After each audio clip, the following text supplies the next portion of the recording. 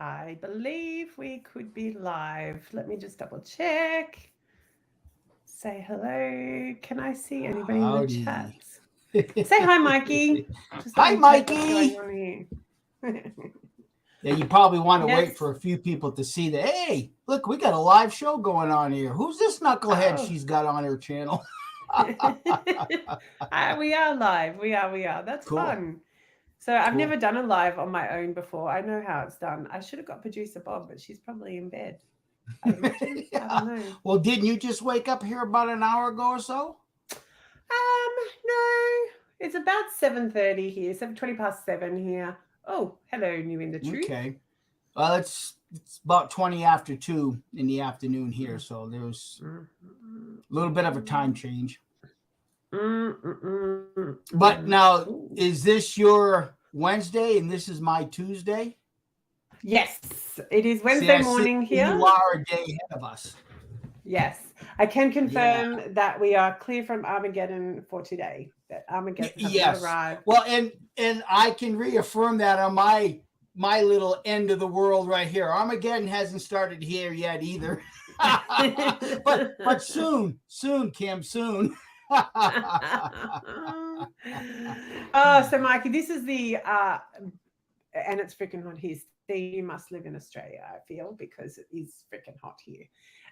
So yeah, I'm stoked to have you here because I feel like I owe Kimmy something serious because she and I were chatting and she's volunteered you to come talk to me, which is just Yeah. Adelaide seems very good. Yeah. I'm sure I'm Yeah. sure you're See, like super happy with your wife.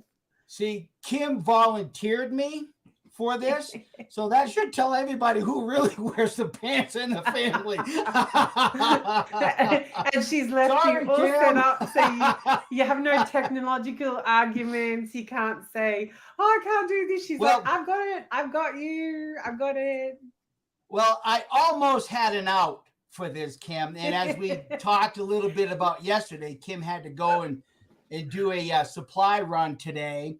And of course, now I've got 4 dogs to take care of, 2 cats while she's gone to take care of it. I'm thinking, okay, this might work to be able to give you an excuse. Hey, I just can't do this. But then as she leaves and I'm doing the time thing in my head, it's like, oh crap, she's going to be home in time enough to work the computer for me. And like, damn. I know all I could hear was blah blah blah blah blah. I'm like, Mikey, stop. You just excuses, blah blah blah. Nobody wants to hear it. You just Yeah. get out of it. Well, the whole thing is that you asked me if I wanted to do this because you wanted to pick my brain. And do you remember Yeah. what I told you? There's nothing up there. There's nothing to pick. Oh, that's not nice. Don't be. Can you Hey, stop speaking about hey, my friend Mikey like that? I did it to myself.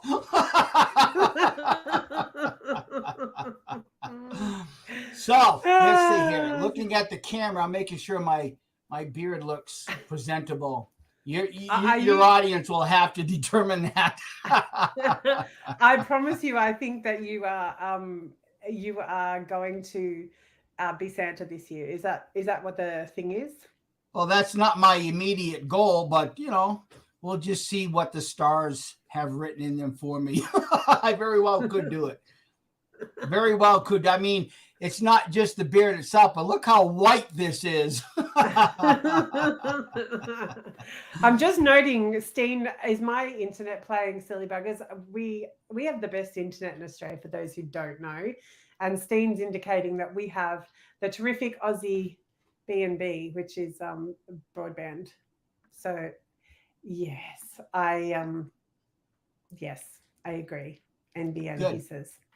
Yeah. So if good. it is a bit dodgy, I'm sorry. We Australians just you don't know the people from overseas they complain about the my internet's like 45 seconds and I'm like, dude, it could be 3 days here. Relax.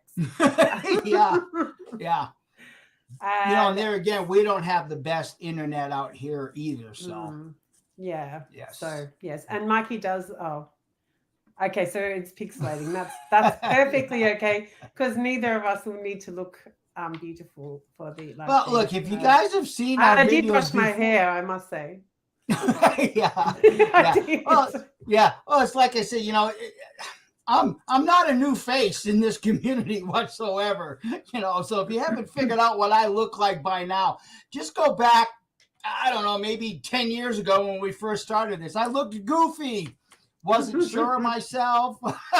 And at one point I grew a goatee. I mean, you just go back and, search through the videos and you'll see that there's been a change. Yeah. So tell me, oh, hello, Darth McGawk. I did not see you there. How are you?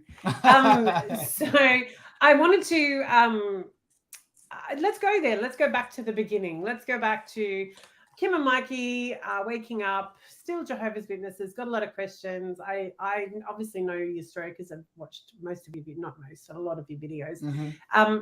Tell me something. What is the difference between Mikey then and Mikey now? Confidence. Mm-hmm. Confidence because of study and research.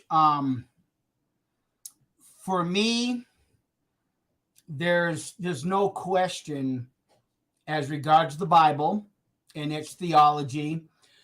There's no question regarding the control mechanisms that are employed in cults. And it's very simple for me to see that spill over into the political world and in, little groups. For instance, some of you friends may know that I have a secondary channel where I talk about historical guns and things like that. And I see some, not as much, but I do see some of that cult control mentality. So it's everywhere.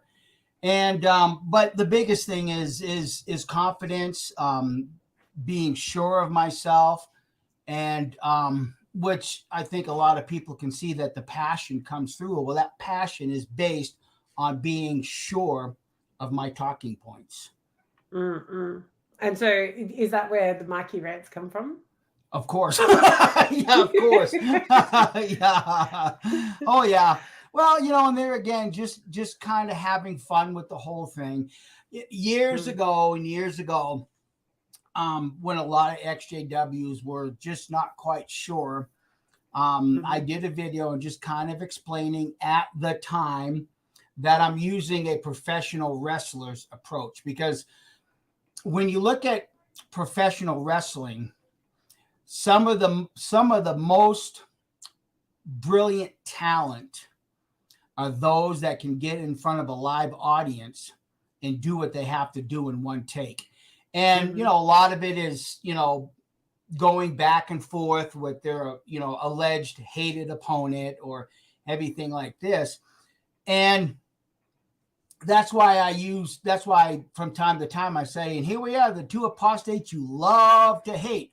Well, that's that wrestling mentality. They get in front of the microphone, spew off what they have to spew off, and then the audience just eats it up. The more diabolical they get with their live rants, the more the audience eats it up. So you just can't hate what you're seeing as a performer. So I have been trying, or had tried to do that years ago, to project that. And that's why a lot of people had a very hard time to kind of coalesce with what I was doing, Kim included. And then of course we just kind of made a good tag team. Yeah. And you guys make a great tag team. And I think that I think a lot of people, when they first start watching your show, your channel, when you and Kim are doing videos, and I certainly can attest to this because this is where I came into it. When I first heard you ranting, I was like, oh my God, what the hell? Because it is so different to what we come out of the organization. But then what it did was, in listening to you, it's like, okay, this man's got something to say and he's obviously really passionate about it. What is he actually saying? And it actually forced me to pay more attention to what you said than if you had just said it normally, because I would have just probably glazed over with you at the meeting. So just quickly before we move on, like keep going on, Darth McGog said you didn't know you had a second channel. Lame Beaver. Can you say what's the exact name? Yeah, Lame Beaver Trading Company. Mm.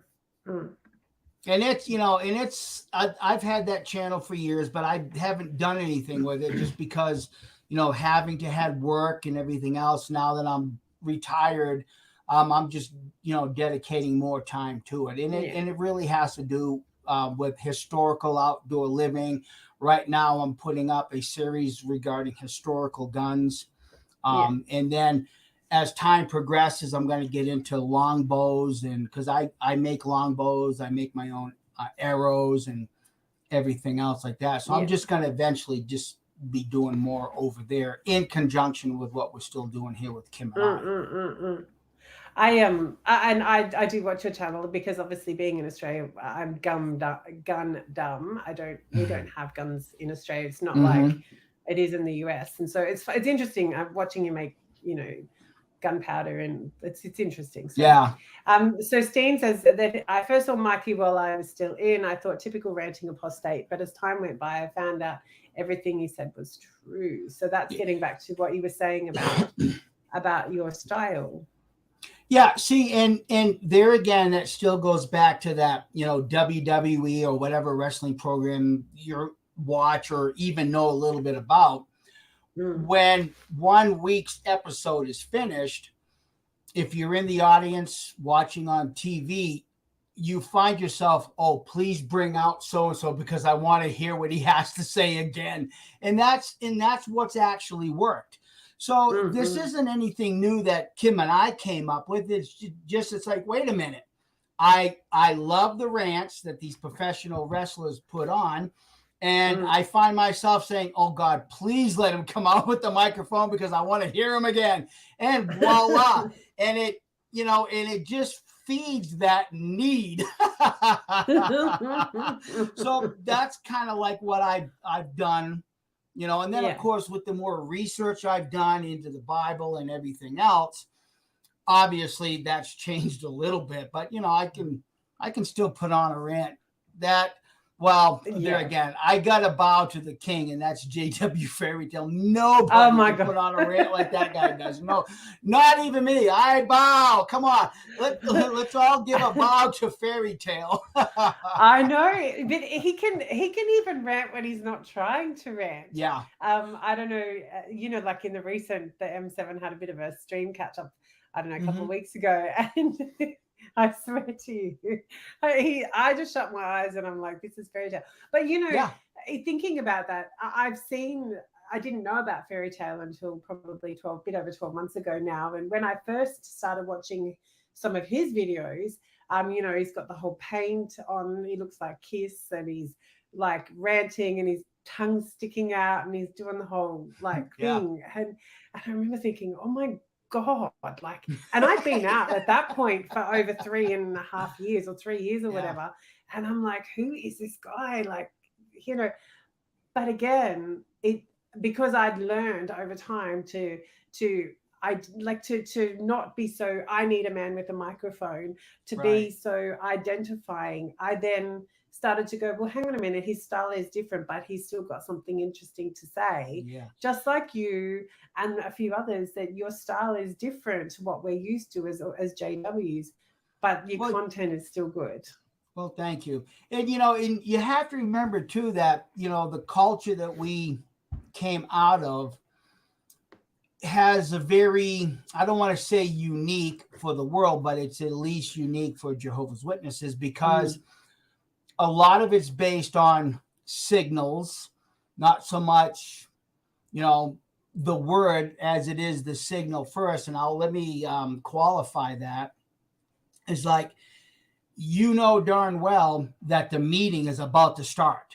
How do you know? Because the attendant is walking up onto the stage, and then the microphone adjuster is walking up with them. So without saying a word, everybody knows it's time to sit down, shut up, because the guy with the microphone is in charge.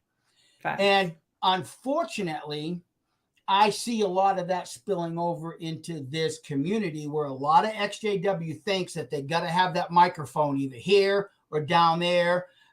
all you're doing is you're pandering to that identity that we put on as one of Jehovah's Witnesses. Sit down, shut up, because the most important person talking right now is the guy with the microphone. And you know as well as you do, we've been doing this for 10 years and you haven't seen a microphone in front of us because our camera's got an excellent microphone on it, and you could put it in the editing program, and if it doesn't sound quite loud enough, then boost the sound in the editing program. So for me, that's a very huge turnoff, because it's virtue signaling that you're more important than your audience. And then over the years, I've seen the same thing. Well, donate to me, become a patron so that I can have a basement studio and I can be the next messiah for the community. To me, that's just it's a mega turnoff. Yeah. Do you think that there are, look, let's talk about it, some people in the community that we would consider men with a microphone? I think everybody knows that there's only one bunker. You know, Mark O'Donnell also is pretty heavy-handed on the whole use of the microphone in front of everybody. Absolutely. Now, correct me if I'm wrong. He used to be an elder, right?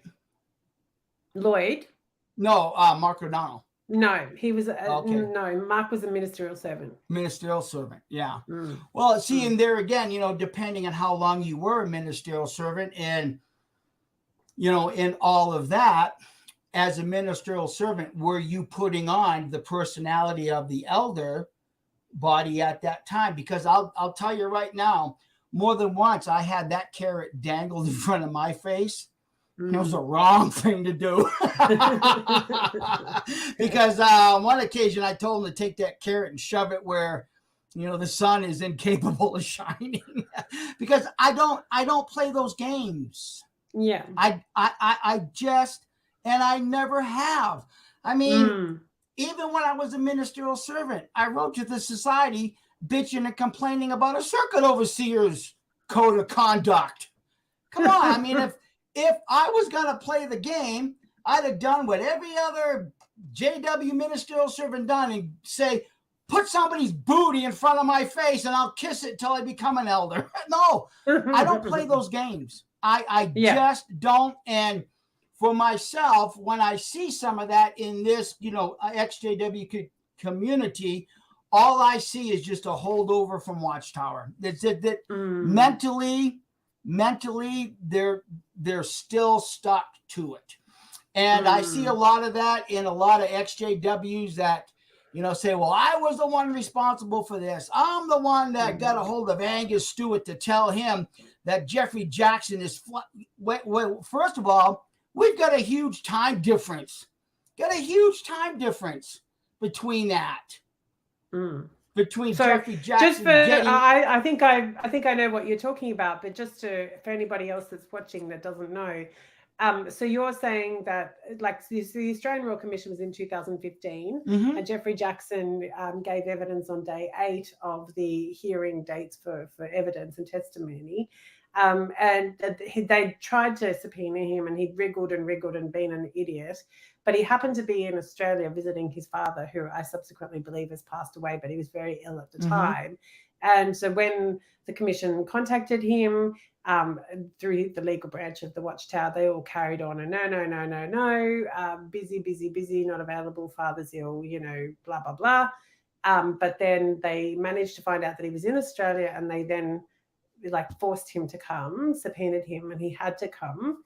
And so you're saying that from there, and obviously, and it was the best thing ever, because that's ultimately what woke me up, was that whole moment of, you know, that would be presumptuous to say so, bang, awake, bang, awake.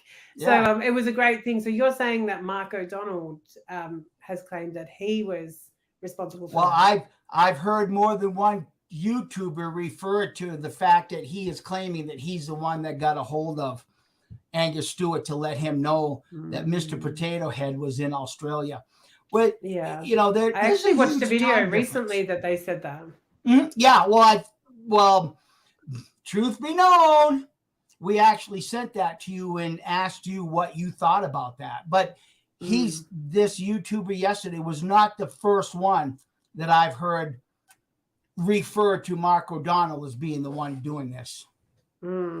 Yeah, See? no, that's not my understanding. The one thing that we're talking about videos being sent. Kimmy sent me a video about this whole the grand jury business in Pennsylvania, and I think that this is something that is talking about the JW mindset and so used to hearing the man with the microphone and people lap up every single word that Mark O'Donnell says, and sometimes people don't necessarily understand what Mark has said, and that's not a criticism. Mark just thinks at a different level to most people and a different way to most people, but they've gleaned from the 67 congregations having had subpoenaed information to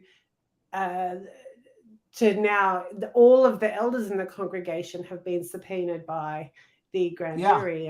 And when I heard that, I was like, because you sent me Kimmy sent me the video, I was like, right, that doesn't sound right. I don't think that possibly could be correct, because that would be a fishing expedition. That's just crazy. But well, exactly. And the one thing that was mentioned is that apparently somebody's elder is going to every congregation and trying to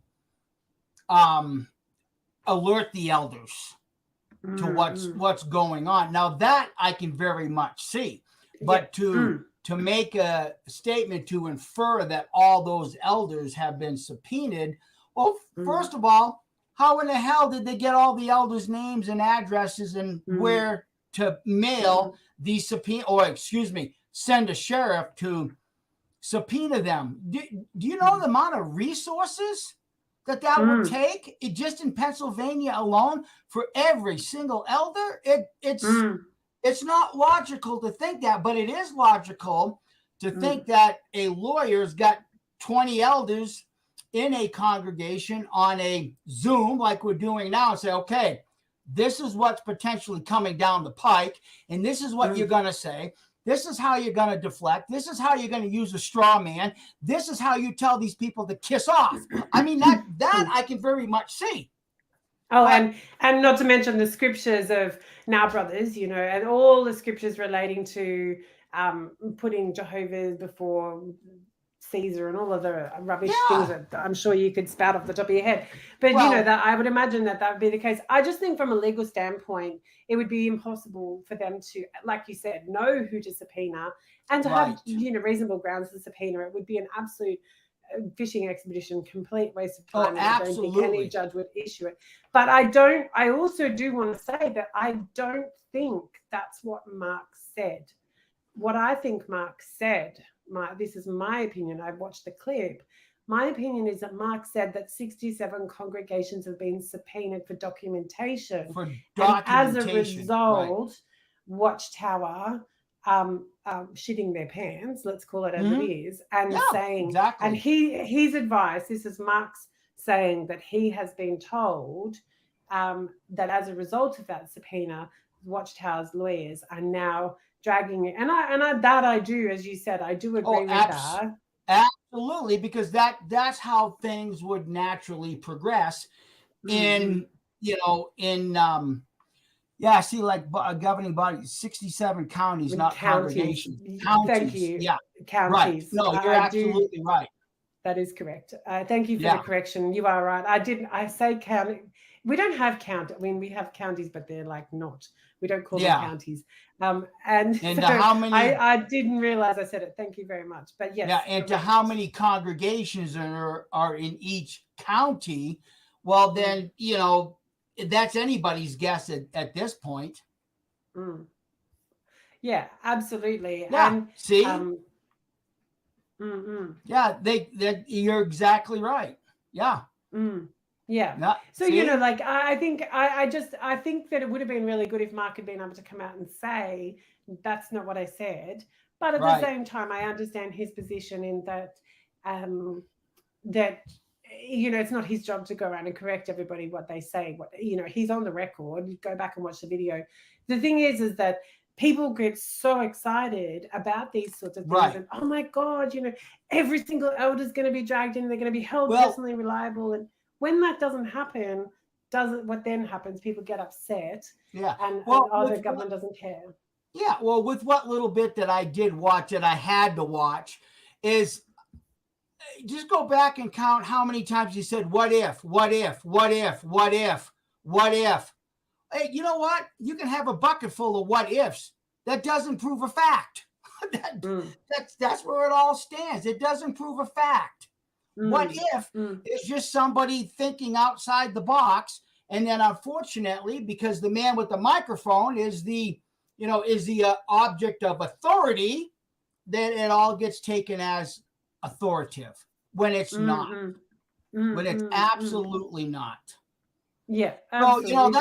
So that's my huge caution. And here again, I understand people come out of a cult like Watchtower, and this happened to me 100,000 times. You would leave the meeting, have what you consider a brilliant talk, a wonderful Watchtower study article, and on the way home, boy, wasn't that a good meeting? Oh, it was sure good. What was the best thing you liked about it? Oh, shit, I don't remember. And the same thing happens here. The same thing happens right here. You hear all of these XJWs do these interviews and everything else. And, boy, that was a good interview. Yeah, it was 2 hours long. What was the best takeaway? Oh, shit, I don't remember. It's the same mechanism. Your confirmation bias kicks in what you want to hear. We want every single goddamn elder in every single congregation in the whole country and the whole world. Absolutely. We want them dragged in like we do. I would be there for it. I'd be with the popcorn like, yeah. Well, I'll be there with a rope and salsa from New York. Get a rope. We want that to happen. We want that to be real. But it's just not real. It's not reality. And the thing that bothers me and concerns me is that people then automatically latch onto that bias, not even realizing, and then running with it and changing the narrative, and then venerating a person. And I go, stop. Because one thing that my favorite thing, excuse me for coughing. I just can't work out how to mute. Hang on. You would think I'd know how to mute myself by now. What was your favorite part about the meeting? See? Damn, I just don't remember. I just know that it was good. Yeah, exactly. But that's how cults work. That's right. And when we come out, we leave the cult, but the cult doesn't leave us. And one of the things that I'm most excited about when I started watching different videos from different creators and whatever when I was waking up was when I started to watch you and Kimmy. And I don't always agree with everything you say, and I don't understand. I don't expect you to. Yeah, but I don't understand everything you say about, because, especially if you're talking about American politics or something that I don't get, I don't understand it at all. But I remember you saying, and you've been saying it for years, is do your research. It's ingrained in my brain. And in the beginning, I used to be like, why can't you just give me the damn answer, you bastard? Like, let's go. I know. Yeah. Oh, Judd of Armies, welcome to the chat. Nice. Hi. Hey. Yes. Slacker. Yes. Judd of Armies. Still got paperwork. Hey. Excuse me, Judd of Armies. I know you're listening. How'd you like that video regarding the chocolate wars? Bon appetit. I love doing that for you, friend. I've still got paperwork coming for you, Judd of Armies, for your defamation against Kendra Silver. I act on her behalf. So, but doing your research, and that is to me so important, because then when I think about what happened with Mark O'Donnell, we hear this and then we go, okay, rather than go, bang, 100%, that's what's happening. Right. My emotions are attached to that outcome. Yeah. When that outcome doesn't come to fruition, I'm devastated. You go, okay, that's information. I'm going to put that in my pocket. Thank you very much. And then I'm going to start thinking about it and researching and waiting for additional information. But I'm thinking about it and coming to my own conclusion through my own research. And I think that is Darth Magog. Okay, all right, got to get back to work. May the force be with you, Counselor Silvio and Mr. Brooks. Everyone in the ship loves you guys. Take it easy, Darth Magog, and thanks for checking in. So yeah, that's something you've been doing for a long time. Obviously, you've been talking about it, and you've done it for yourself. You don't just recommend it for other people. Well, and that's true. And one of the reasons why I love researching is because this whole, pre-1840 mountain era history. What I like so much about that time in American history is it's only indicative to the United States of America. No other country on this planet has that history. And it all had to do with the fur trade. Companies like the Hudson Bay Company. There was a number of them. All these companies came from around the world here to take absolute advantage of the beaver so they can make their felt hats. And I know a lot of people don't know the history, but that became pretty much a global economy. It really did. And the interesting thing about that history, it only lasted for about 20 years, but it gave America so much history. And unfortunately, with the greed came the displacement of indigenous peoples and things like that. So what started out to be something good that was benefiting a lot of people turned out extremely tragic. And I'll even talk about that today, because out of that came the first germ warfare, when the U.S. military was infecting blankets with smallpox.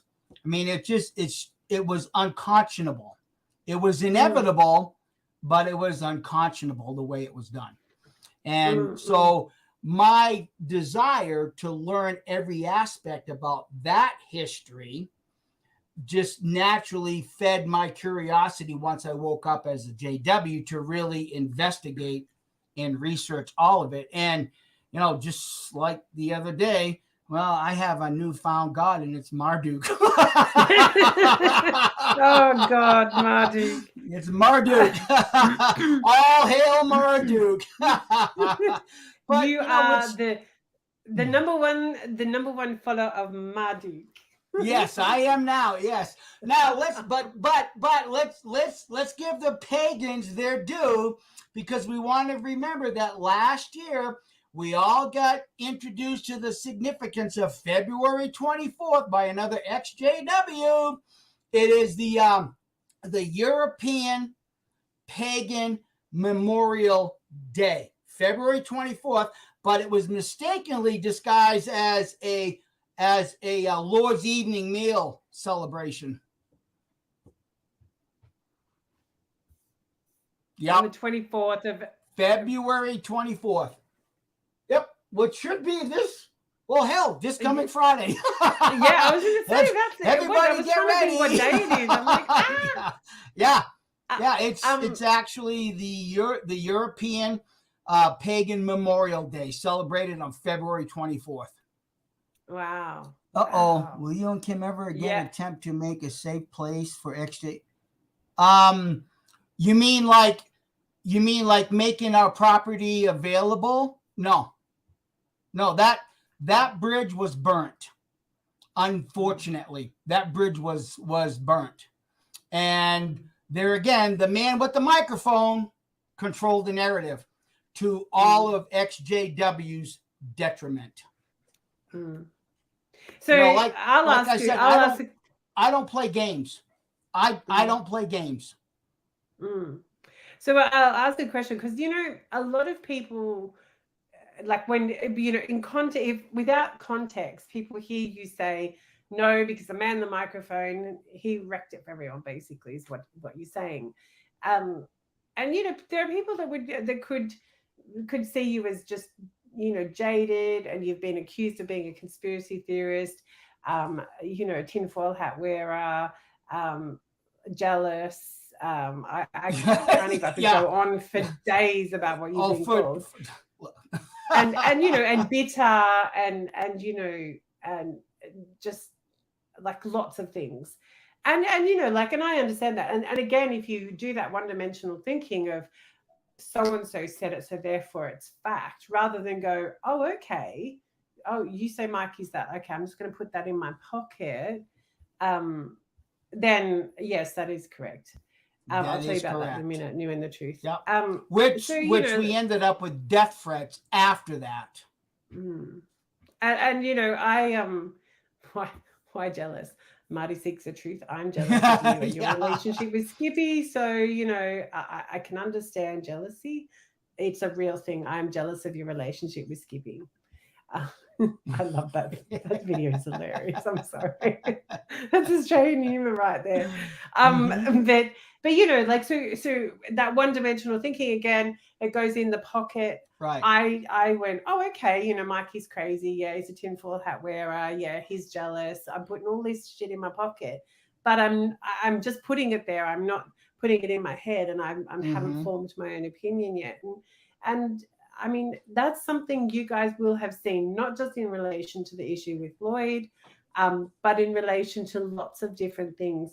I mean, unfortunately, the history is that a lot of the things that, you're being labeled those things for is because Lloyd's accused you of them, aggressive activism, your position in respect of the ban in Russia. I mean, I could go on, but I won't. There's a long history, and I'm sure there's an element of frustration as well from you in respect of those things. And I think for me, the biggest thing that I've learned from you, and I'd love to know what you think about how people can overcome this JW mindset of you're either with us or you're against us. And what the man in the microphone, be that whoever it may be, you hear something and you automatically take it on as fact and you're emotionally attached to it, as opposed to collecting and putting all these things in your pocket and then making your own decision. What do you say about that? I say, first of all, say hello to Lizzie. Hi, Lizzie. That's what I say first. Hi. Jeez, you're getting to be a big girl. Yeah, I know. They're getting almost too heavy to pick up right now. If Zip does the same thing, I'll put him up in front of the camera too, but not yet. So cute. Well, I would say first, learn to identify your own sovereignty, your own individuality, and who you are as a person. When you keep hearing these things about, oh, they're conspiracy nutters and everything else. Well, you know how I feel about that statement right now? Damn, I got to go get some new conspiracy because everything that we've said's all come true. Right? No. There's no definitive decision about whether or not there are penises on the songbook. There is a theory. If you want me to draw a stick figure of a man and put that little penis right there and have a visual image, yeah. If no one has noticed, that BS has stopped. Yeah. Hasn't it? Yeah. Absolutely. That BS has all stopped. And then the guy that spoke out the most about it, well, where is he interjecting his Thailand, United States, up in the UK, and I'm sure if he had an opportunity somewhere in South America. See, all of my conspiracy. Would somebody in the audience please give me a new conspiracy to latch onto? Because I need one now. I think you need one. Thank you, Carl. That's very kind. I'm starting a conspiracy theory. What's that? My theory is that Mikey's going to be Santa Claus at the end of this year, and that's what the beard is for. I've started that rumor. It's a conspiracy theory. I've started it. You heard it here first. Okay, cool. Or maybe that you are, in fact, Santa Claus. Well, I'm starting that rumor. I gotta So tell get me over. about- I gotta get over the Marduk image first. I mean, really, if I was to take the hair out, and put it over here, and make it look like this, wouldn't I look like the long-haired God that the Bible projects? I also think you would be. You could look like Santa Claus. Santa Claus has got long white hair and a beard. Yes. I'm just saying I've got evidence to substantiate my feelings. Here for your ears. Well, hello, Mikey. I'll tell you one thing at least. If I ever do dawn on the Santa Claus thing, there's one thing that would give me away, and that's my laugh. I mean, it's unmistakable. I mean, years ago, we heard of a congregation up in New York. And if I tell this wrong, dear, please correct me. Oh, excuse me, California. Thank you. Thank you, Madam Wearing a Pants. Yes. So anyhow, I guess they were in the congregation setting, and somebody's ringtone went off. And it was my laugh. And the ironic thing is the JW standing next to the JW with the ringtone recognized it. So there was two Pimos in that congregation right there. Nice. Yeah. My way of identifying Santa Mikey would be, what will we do with the drunken cedars? What will we do with the drunken cedars? Absolutely. But seriously, like in all seriousness, Peter O'Toole.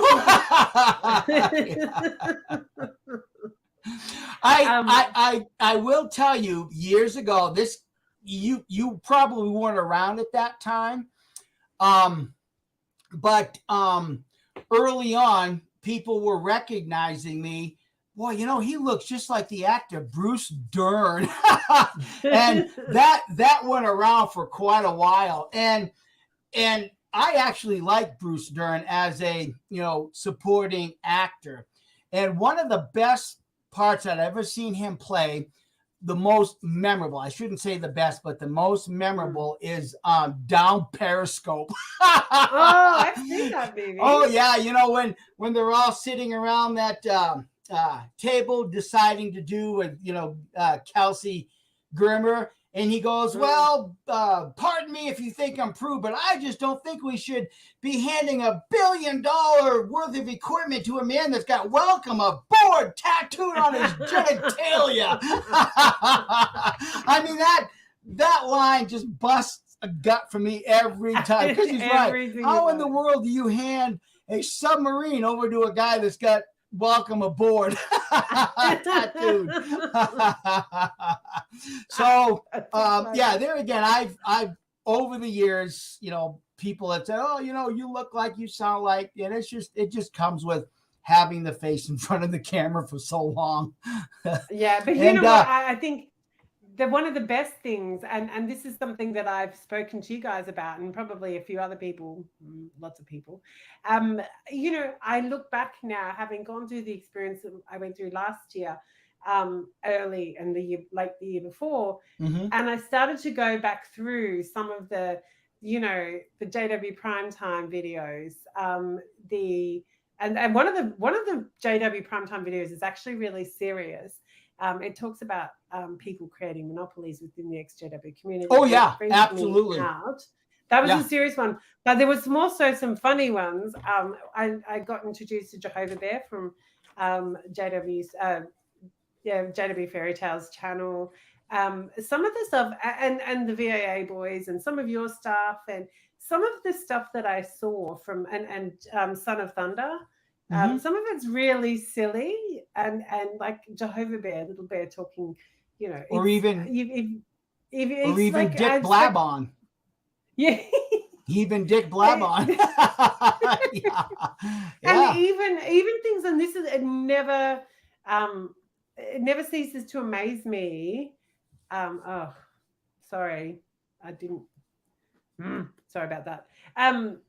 uh, um, um, even people don't know about McFree, Kevin McFree, which just I get Yeah. so jealous every single Dubtown. time I get to Dubtown. Every time someone goes, "Oh, what's that?" and I'm like, "Oh, I hate your guts." Mm-hmm. He's episode 1, season 1, going in. That is some of the best work. It's so funny, and it Mm-hmm. helps you to deprogram and see how silly Yes. the indoctrination is. And I'm not taking away from the seriousness of it. We've all had serious mental health Mm-hmm. effects from the indoctrination, but it helps you just to deprogram. And I think that some of the funny like stuff that has been done in the past, even like poking fun at each other. I know you did Oh, of a course. Oh, video yeah. rebuttal of one of my videos and took the Mickey out of me. But I appreciate that, and I think that's really fun because it gives people they can see that you can agree to disagree with and still remain friends. And it teaches people to be able to think for themselves. Well, I Yeah. like Kim and I like Mikey, but which one is right, Kim or Mikey? And it's just, it doesn't matter which one's right. It's about what you think is right. And Mm-hmm. I think that is something that the communities really missed. Yeah. Well, it's just a different perspective. Hey, Ron. Mm. Hey, Now, Ron. I just want to clear the record here, especially for you, Kim. I really wasn't picking on you with that shooting video. I was really highlighting my shooting ability. No, no, no, no, I no. think I you wasn't totally talking. misinterpreted all of that. Maybe I didn't present it correctly. No, no, no. That's not the video I'm talking about. I'm talking about the video where I did. Remember, I did the video for Kimmy was not well or was busy and couldn't do the monthly updates from from from Atlantis, and so I did the video update, and then you did a rebuttal to my video I about don't you remember sitting in your that. lounge room. I think Shyla videoed it. You're laughing, remember? Wasn't even that long ago, Mikey. I don't. Well, there again, I've slept at least 2 days since then. So, oh, you do remind me of Bruce Dern. Thank you. Yes, I loved him in the Burbs too. Yeah. Yeah. But anyway, that happened. I go back. You have to get the Madam President later to show you the video that you did take the Yeah. mickey out of me. Yeah. You'll Because it was have to funny. remind me. It was funny. I was talking about it was something to do with about the banks and the financial, the way they're doing the banking, etc. Oh. You'll have to find that and throw it back in my You face so did that I the can eat video. some I'll crow. find it. I'll find it on your channel, and I'll send you Yeah, a link please. to your Yeah. channel. I've eaten a couple slices of a humble pie throughout my life. So what's another piece? But I think that there's room for all different types of humor and satire, absolutely. and it's we lived in a thing that seriously messed us up and that expected us to behave seriously. And I think it's fun to be out there, and I love that about you.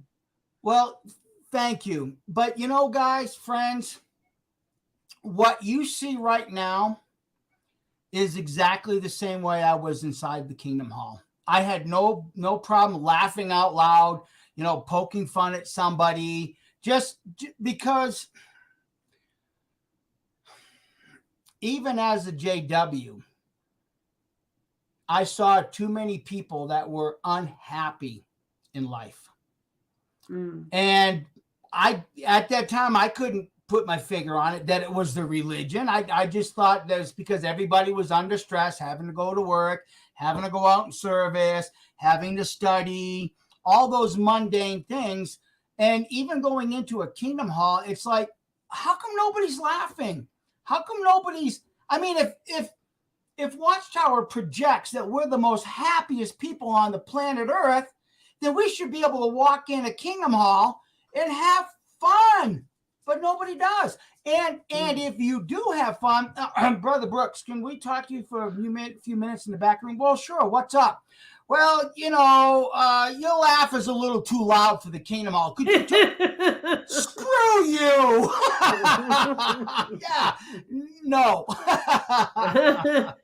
No. Can I do it? Yes. Am I going to? Absolutely not. Right, exactly. Yeah. And and because of that, as a ministerial servant, what I actually discovered, because, like in the whole JW concept, they'll tell you, well, it's not the elders that recommend you, it's the congregation that recommends you. And that's something that they always tell you. So when I was appointed a ministerial servant, and shortly thereafter, I found many congregants coming to me with their problems as opposed to going to elders. And it's like, and I couldn't understand. I understand now, but back then I couldn't, because they felt more safe and secure coming to me, knowing that I would keep it to myself and not run to an elder so they can get their butts hauled in the back room. So even with all of that being stated, I think a lot of the friends could come to recognize that I was somebody that they could confide in and not have to worry about getting their butts hauled in the back room. So this is how I came to see, as a ministerial servant, the true state of the elder body, and how many people in a congregation was truly afraid to approach elders with their problems. Because the last thing they want, the first thing they want is a listening ear. The second thing they don't want is to get hauled in that back room because they confided something into an elder. So I've had things that were confided in me that I'd never told the elders, but I did encourage the person, well, look, this is something that you need to talk to the elders, because that's what I was programmed to do. So that's one of the things that I learned quickly as a ministerial servant. And that's why I wouldn't kiss anybody's ass to become an elder, because I saw firsthand the fear that a lot of the people in the congregation were expressing about not wanting to bring this to an elder.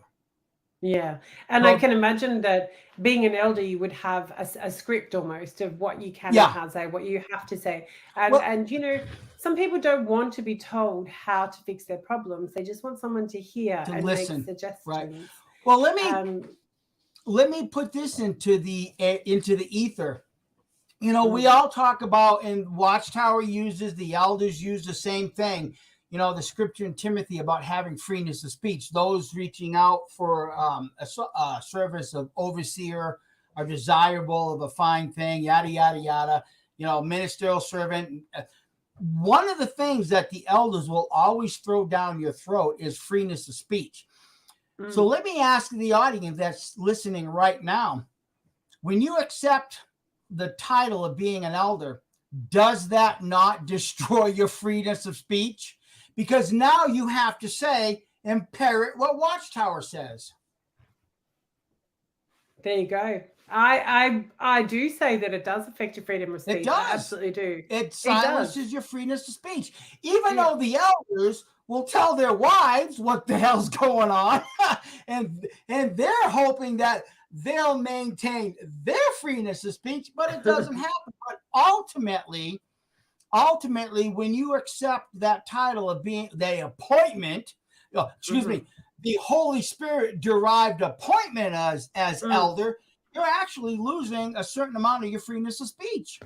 And with that, I think you're also losing some of your personality, your ability to be autonomous, to think for yourself, and to embrace people's differences, because brother Brooks, you're too loud, you laugh too loud, but that's life.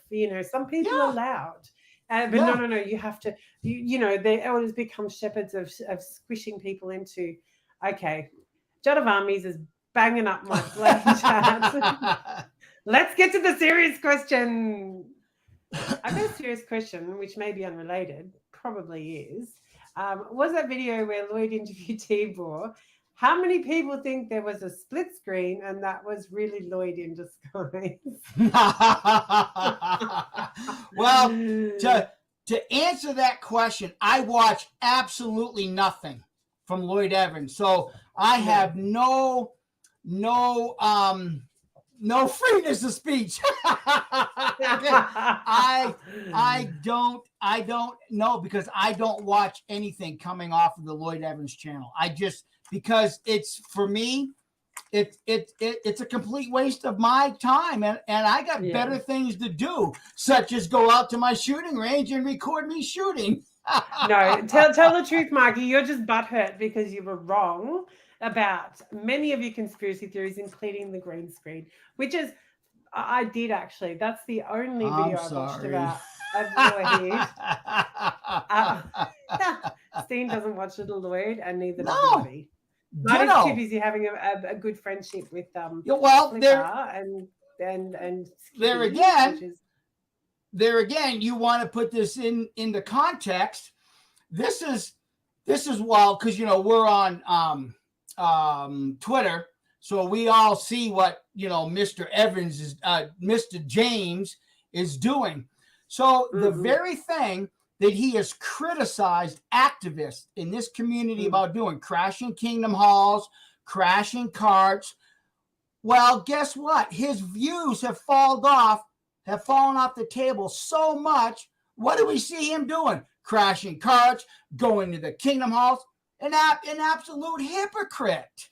The thing is if he, I personally, I've got mixed feelings about what I think about aggressive, what has been tailored as aggressive activism. I'm not saying it is, but I also I think, if it doesn't hurt somebody, there's arguments for both sides of the coin. People say don't do aggressive activism because when I was a kid, I used to go to the, this and that Kingdom Hall or wherever, or Assembly Hall, and I used to think,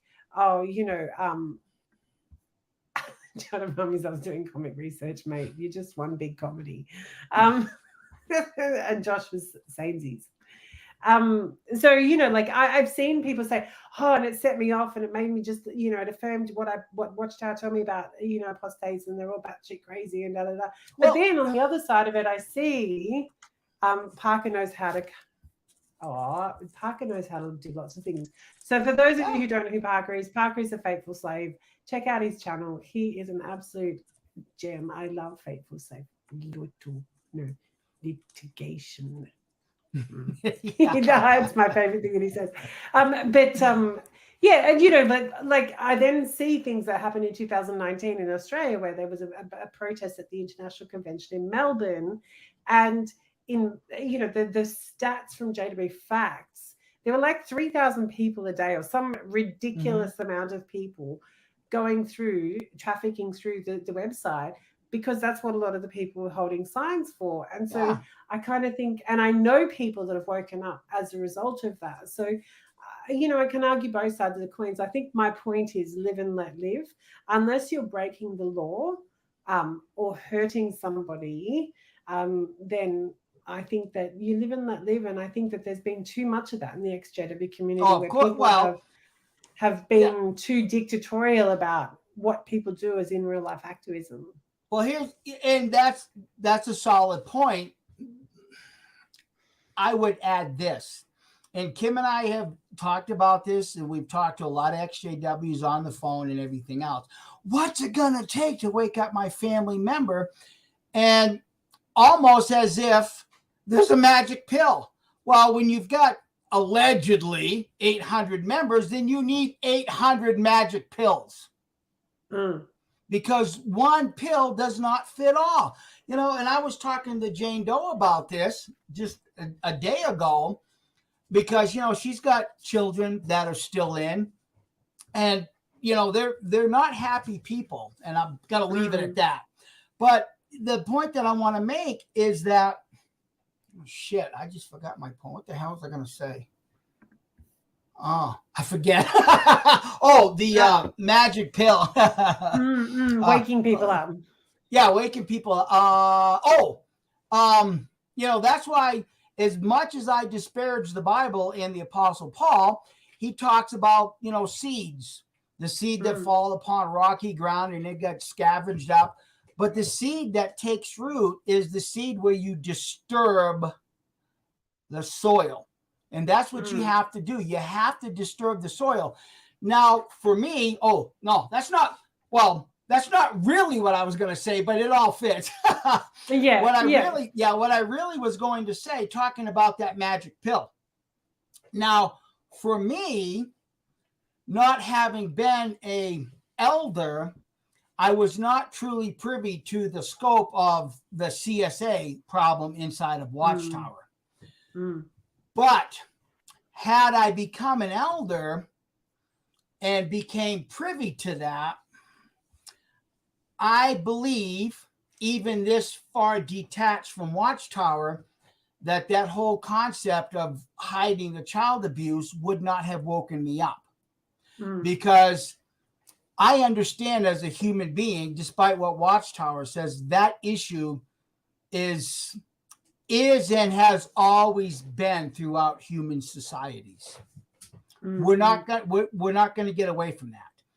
But the thing that worked for me, because see, even at that, if I had started having issues with that as a JW, my fallback would have been, well, you know, Jesus knows what's going on in his right hand, so Jesus will take care of it in his due time. Well, that's one of those deflective moments. But the thing that did it for me was reading about the cross versus the steros and the ... Because that is truly a manufactured lie. And that's what did it. Seeing the manufactured lie come out of the same organization that touts itself as the most, you know, true religion and everything else. You see, and that's why I hate a lie. That's why I hate lying and why I hate the bullshit, even sometimes when I see it in this community, because I can spot it right off. The thing is even Watchtower, you get their insight book, and I believe it's under sovereignty. I believe it is, or lying, wherever it is. I may have to do a video on this. No, never mind. I'm telling everybody right now. You can go do your own research because it's just this easy. But it's just that easy. Yeah. When I was having issues with elders lying, now I saw these men that were appointed allegedly by Holy Spirit. And I saw these men manufacturing lies. And it really got to me. And it even got to the point to where, you know, I was getting in trouble quite a bit, both Kim and I, because one of those, actually, I think two of those lies, manufactured lies, involved me and my drum set. So anyhow, so I decided to immerse myself into research into Watchtower's literature regarding lying. And it was in the insight book that I came across these statements. And it basically said that lying is the only sin that always has a motive behind it. And it's never pure. Now, I had done all of that, obviously, before I found the ... Yeah, thank you. Yeah. So, and that's why this was a waking up moment, because now, when I thought about that, yeah, you know, you could have a married couple at some sort of party, some sort of get together, alcohol's flowing freely, and one or the other mate might get a little touchy-feely, and then things could just happen. There's really no motive behind that, and like other sins, but this one about lying absolutely sank the ship, because they said it always has a motive and it's never pure. I mean, even if you want to tell a little white lie to save somebody's hurt feelings, that's still not a good motive to do it, because 6-7 months from now, when that person finds out that it was a little white lie to spare their feelings, how are they going to react to it then? They're going to be their feelings pissed. are more hurt. Well, their feelings are more hurt. Yeah, exactly. And that's the same. That's exactly what happened with me. You know, when Jeffrey Jackson got up on the stand and said, you know, that would be presumptive to say so, I'm like, oh my God, no, it would not. No, it would not. I can guarantee you one thing: you would be in the back room and very, very close, if not disfellowship, depending on who you are. Exactly. Mark is a huge help to the community. It's pretty terrible you're dragging them. What? No, Mr. Skinner. You've misunderstood what was said. Nobody's dragging Mark anywhere. Well, wait a minute. Whoa, wait right there. How is this any different than Mark O'Donnell going over to Twitter and dragging Kim and I through the mud a couple years ago? Get your facts straight. Multiple times. Get your facts straight. Understand the history before you write something you know nothing about. Yeah, no, I do want to say that what I was actually saying was in defense of Mark, that it's not his fault. It's the community, the way the community, venerates him, or they've got bias, confirmation bias. Exactly. They want to hear that every single elder in every single county in the 67 counties is going to be, because that's what they want to hear. That's not what Mark said. So I was clarifying what I believe Mark actually did say, not that I disparage anything that he didn't say it. People have drawn that inference out of, I presume, confirmation bias, and I was clarifying. So by no means was I dragging Mark in any way, shape, or form, nor do I intend to. But you will attest to the fact that over on Twitter, he has drugged Kim and I through the mud. Oh, absolutely. I will attest to that. And on not just one occasion, on many occasions. On many occasions. And this is, I will comment about this, whether you're talking about Mark O'Donnell, Lloyd Evans, me, anybody. Reddit too. Yeah. Even over on Reddit.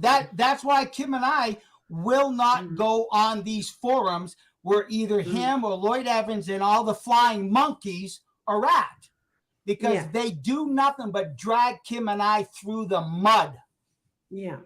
And get your facts straight. Yeah, I do think that's a fair comment. Mikey, you are entitled to that. That has happened. And look, I'm not going to sit here and say Mark and I are friends, because we're not. Mark and I are very, very different people. We have very different opinions, but that was in play well before the whole situation with Lloyd Evans came apparent. Mark and I had issues in the background, but I'm not here to drag him, and I didn't drag him, and I don't think anybody dragged him. And if somebody was unfair to Mark on my channel, or I was on somebody's channel and they were being unfair to him, I would defend him, because I think that that's the right thing to do. You should call it as it is. You should say it as it is. If someone says something you don't like, then that's their right. I certainly wouldn't delete your comment. I don't delete anybody's comments unless it's going to get me into trouble for some stupid YouTube violation. But where it's not right, I'll call it out one way or the other. And I think that this is the problem with the XJW community. God knows how you could construe that you think it's terrible that the community is dragging him through we're dragging him through the mud, because that's not what happened. And this is a classic example of what I was talking about. What Mark said was not what the community gleaned from it, but people have run with that, and now the story is incorrect. And I was helping to correct what Mark actually said, but now I'm being accused of dragging Mark. This is where the XJW community has a problem. Yeah. This is exactly, I'm glad actually that this happened, because this demonstrates exactly, you may think that I would be biased towards Mark. Not correct. Like, in fact, I retweeted people that were tweeting stuff about the work that Mark has done in Pennsylvania. If I didn't like Mark's work, then I wouldn't have retweeted it, and I wouldn't have supported it, and I wouldn't go so far as to, defend him in what actually he did say, and where people had misconstrued what he said. So I think I've made my point, but you've actually irritated me. Well, that is exactly my problem with the XJW community. Well, here again, wasn't that a good meeting? What did you learn? Shit, I don't remember. It's exemplified right here. Exactly. I'm sorry. Now I've kicked off on a rant. I'm actually really triggered by this comment. You've really hit me well. I'm sorry. Well, why is it when Mark O'Donnell can go and stick it up, Kim and Mikey, for the most stupid shit over many years, just because you don't know doesn't mean it didn't happen. Nobody calls him out. Nobody Right. says anything. There are things that I know that he has done to other people that doesn't need to be mentioned, but nobody calls him out. Lloyd has done Right. so much shitty things to people, and nobody calls them out for their shitty behavior because they're scared of the flying monkeys. Because they're afraid of the flying monkeys. And the flying Right. monkeys were real. And now that's so, it's diabolical to think that but again, it's that bias. Well, Mark's doing such great work. Mark is doing good work. I'm not sitting here saying he's not. But what I am saying is that there are a lot of other people that are involved with the Pennsylvania grand jury. It's not just the Mark show.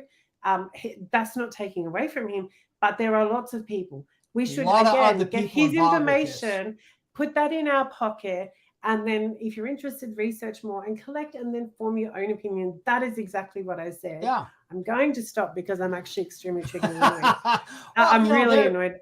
Yeah, well, there again, it's still that JW mentality. It is. You could have the worst elder in your congregation, and you could. Well, let's put it this way. I heard it in a public talk one time that Satan was the worst character, yada yada yada.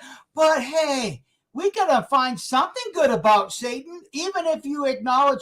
But he's a good whistler. He can whistle good. It's that same mentality. And part of the issue is today, Kim, is that there's so many people waking up. They don't know any of the back history and how much those other activists have gone out of their way, even on Reddit, to destroy me and Kim. And me. I had no idea. They do the same thing. Yeah, they do the same things on the ex-Jehovah Witness Bible discussion groups. They type, hey, don't go watch Mike and Kim's latest video because he hates Jesus. He hates the Bible. No, what I hate is people being lied to and perpetrating that lie because they refuse to do the damn research.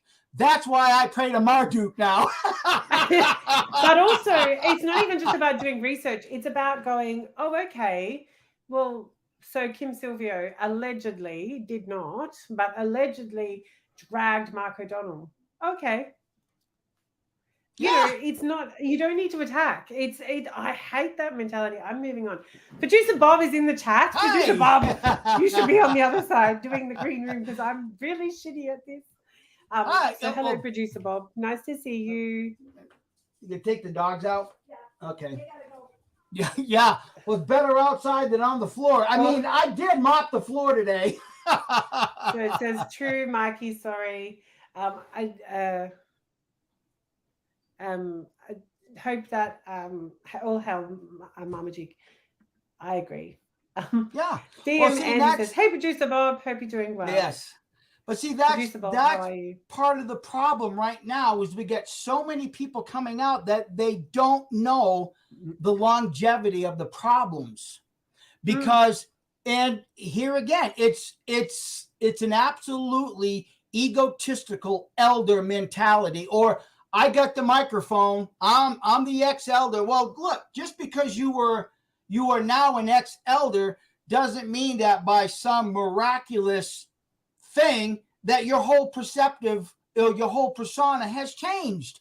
What you guys are seeing right now in live and in living color, this is how I reacted to bullshit elders. That's why I was in trouble all the time. And speaking of in trouble, bloody Bob's throwing the shade. Watch this, Bob. I can do this. Ready? There you go. Okay, well, we might not muck around with her too much because I might stuff it. How's Bobby the shade, you bitch? Jesus Christ. But yeah,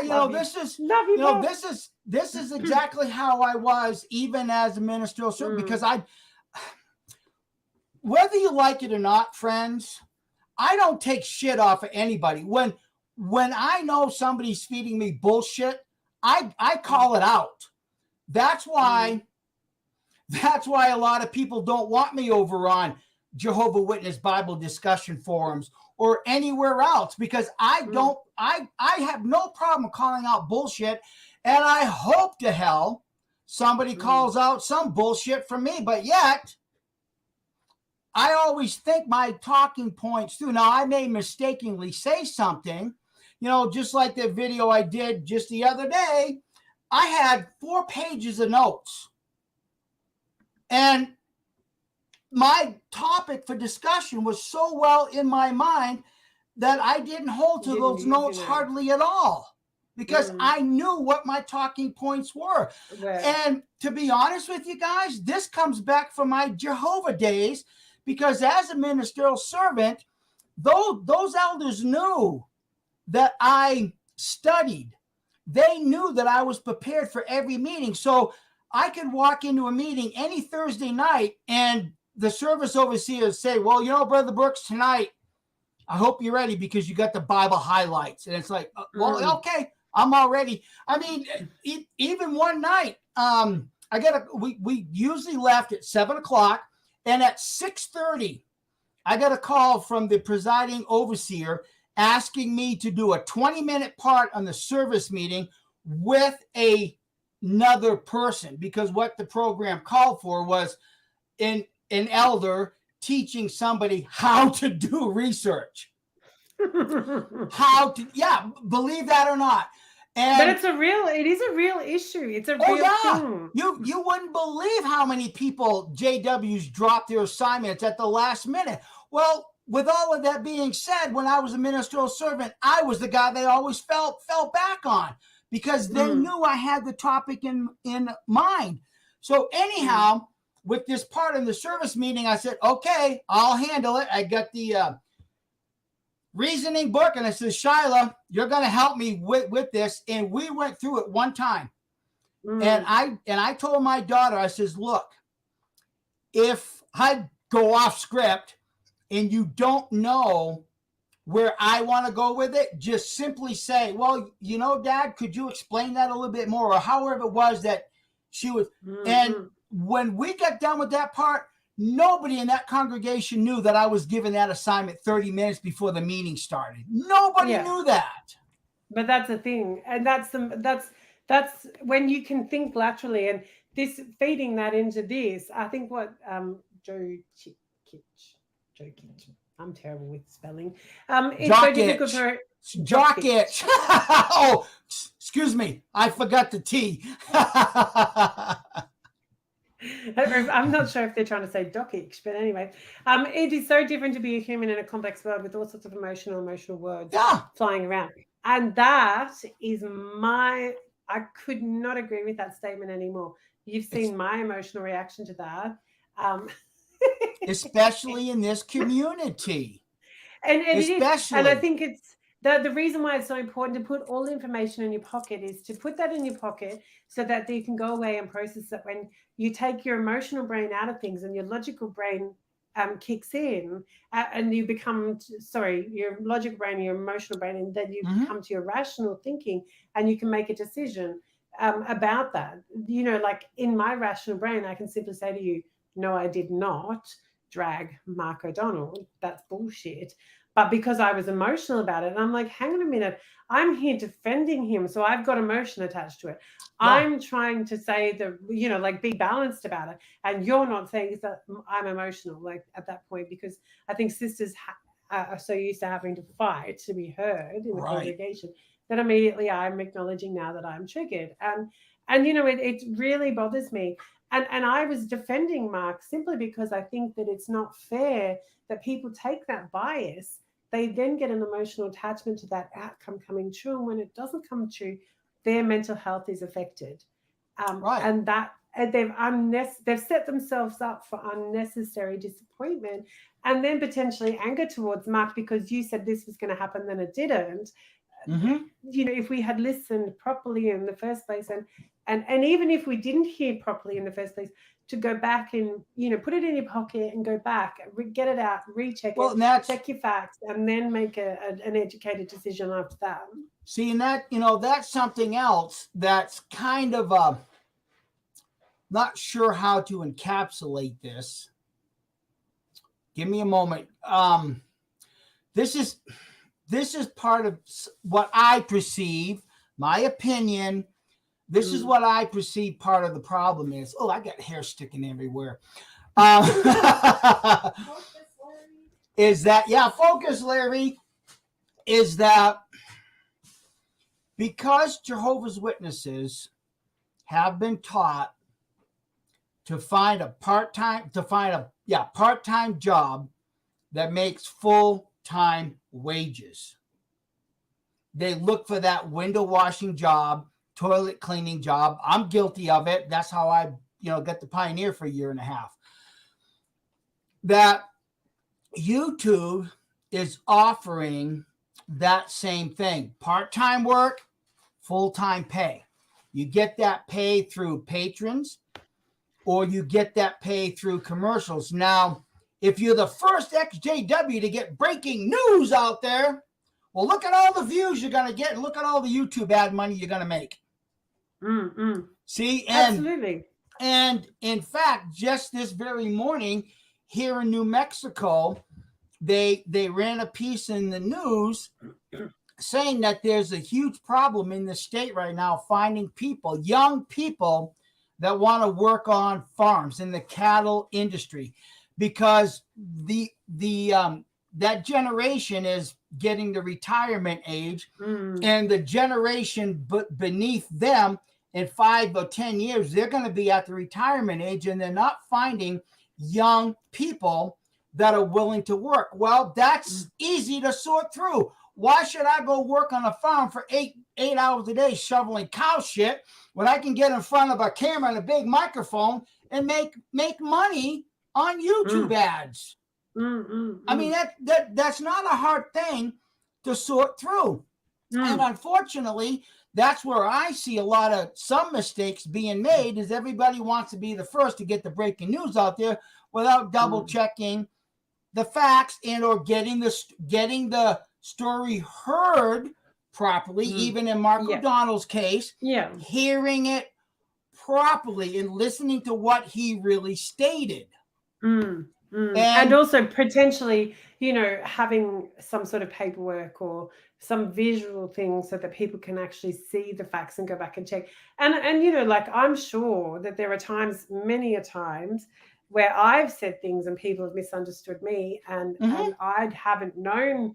If I hear someone misquote me, I will go and correct them and say, that's not what I said, and that's not what I meant, and please don't put that in. There's a whole Watchtower in Focus episode about a redress scheme, change of legislation, which I didn't make the claim, another XJW did, and so many people were upset. CSA victims are like doing the unlifing threats and things like that all over the place. It's a mess.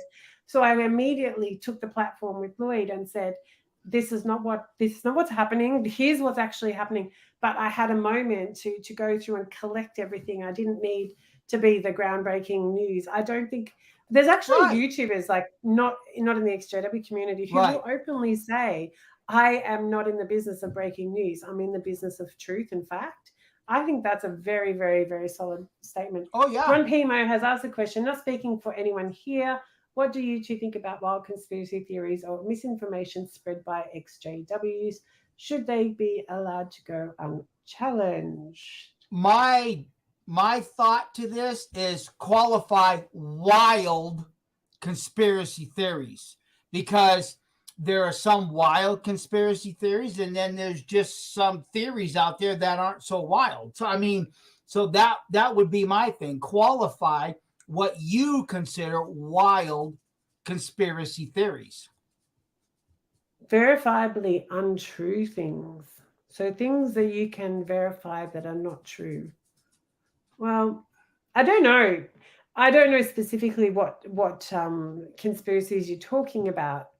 But I don't really deal in conspiracy theories. I only Kim and Mikey, tinfoil hat wearers. So of course. I don't really have any of them. That's why I stated earlier, I got to get new conspiracy theories because all my other ones came true. Here's the humility, Ron Pimo. I think we're all guilty of that at times. I'm going to say to you, sir, well done. I'm here for you. I love that. I know what you're talking about, but and I'm not throwing. I was not throwing shade at you. Actually, I hadn't remembered. It was only when you put your comment up. I'm like, oh, but so am I, sir. So am I. So is Mikey. Do you know what the best thing I can tell you? I'll tell you this about Kim Brooks, Kim and me. Kim and I didn't know each other before December 2020, Right. Yeah. whenever that Exactly. was. Yeah, But yeah. when I first woke up, I sent an email. I was on the coffin lead, which you guys don't do anymore. But you need to go back and look on the video. There's been very little interest in it, Kim. Very little interest. So sad because it was such a cool. It was it was almost like a status thing for me. I'm like, I'm on board. Like, finish your thought, and then I'll explain why we don't do it anymore. Yeah. Okay. So you know, like, so she and I used to like communicate in terms of she actually provided me with some support. I don't even know if she knows that, but she did. And I was on the coffin lead. And then as I started to do work with Lloyd and I got more involved with that side of things, sometimes I'd hear her videos and so she would technically be incorrect about something and I would send her an email and go, hey, just letting you know. And I would always get back a thank you or a question from my answer or my question. And we, you know, like, and then I'd have information and I'd say, you know, I did a Watchtower and Focus episode about this today.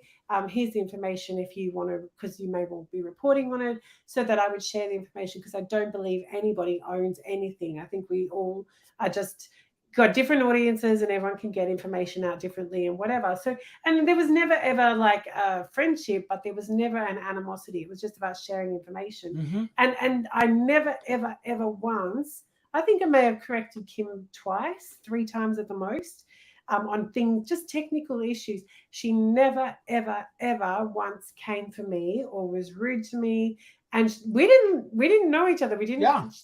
Mike and Kim didn't like me. I was a Lloydite, you know, Lloyd Vidian. A flying monkey. A cedar. I never was a flying monkey. I never. A cedarite. I was a Branch cedarite. Lloyd Vidian. I was a cedarite. I'll be honest about that. And you know, but she never came for me. And it was never about, oh, you know, Kim, you're such an idiot. You're so wrong. Or, oh, who are you telling me? It was none of that. It was just, oh, thanks for the information. And she would go and do a correction video, problem solve, move on. And what Ron Pimo has done there, sorry, that actually was an accident. Sorry, I didn't mean to leave that there, Ron. What Ron has done is said, okay, well, you know, I'm guilty of that. So am I. So is Kim. So is Mikey. So is everybody. And when we can just go, okay, well, we stuffed up, sorry about that, and correct it and learn from that and then realize that we've all got confirmation bias and to check it before we wreck ourselves every single time. Who is on that Steen? Hang on, I'm a bit out of control here. The ex-elder community has it on good authority that every elder in Pennsylvania must go to a meeting by the law firm that defended the Catholic Church during the investigation. That's exactly what Mark O'Donnell said. Right. That's exactly what I interpreted from what Mark O'Donnell said. There are some people who have gleaned from what Mark O'Donnell said, which is what Liam has said, in my opinion, and Mikey agrees.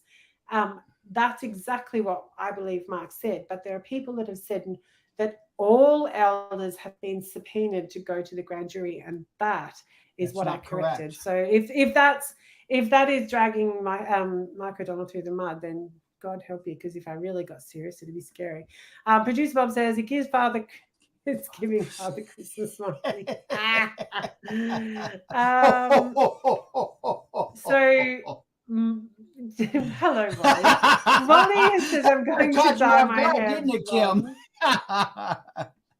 It's just saying hi. Hi, Wally. Hi, Wally.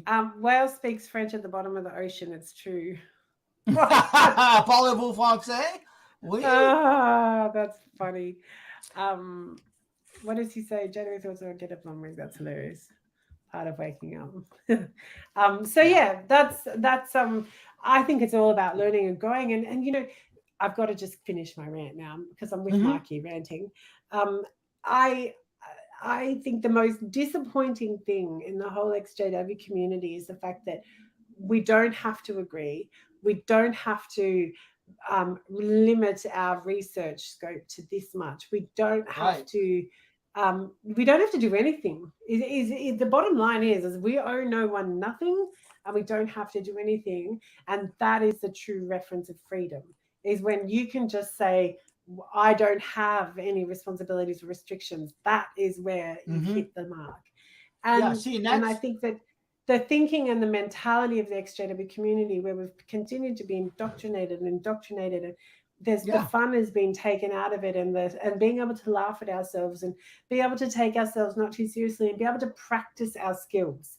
When you're in a mental health facility, you have to behave in a particular way because they are teaching you skills and you have to practice those skills in a safe environment. If you can't do that, you don't learn them and then practice them in the real world. You practice them in hospital. Why Right. can't we practice being worldly people within the XJW community? We just don't do that, and it's the most disappointing thing Well, to me ever. a lot of it's got to do with the ego. A lot of it has to do with the ego.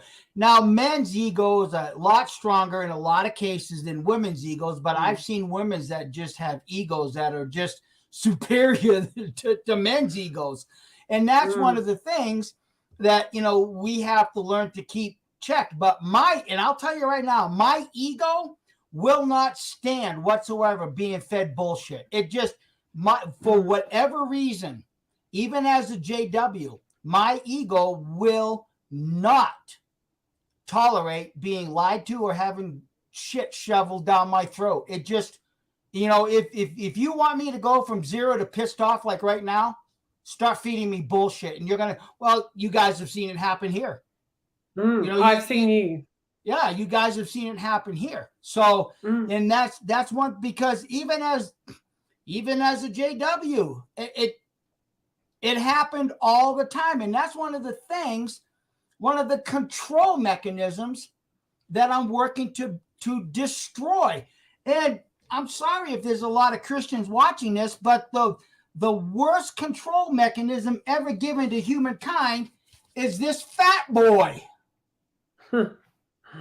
Because, even in that video that I did about Marduk off of the Cyrus cylinder, I just didn't stop there. I went to the scripture in Amos and I destroyed it right there, because you got Jehovah telling Cyrus, you're going to build me a house, but yet you go and read in Samuel, and Jehovah is telling David, well, what kind of house can you build? I guess it's good enough for Cyrus to build Jehovah house, but David can't?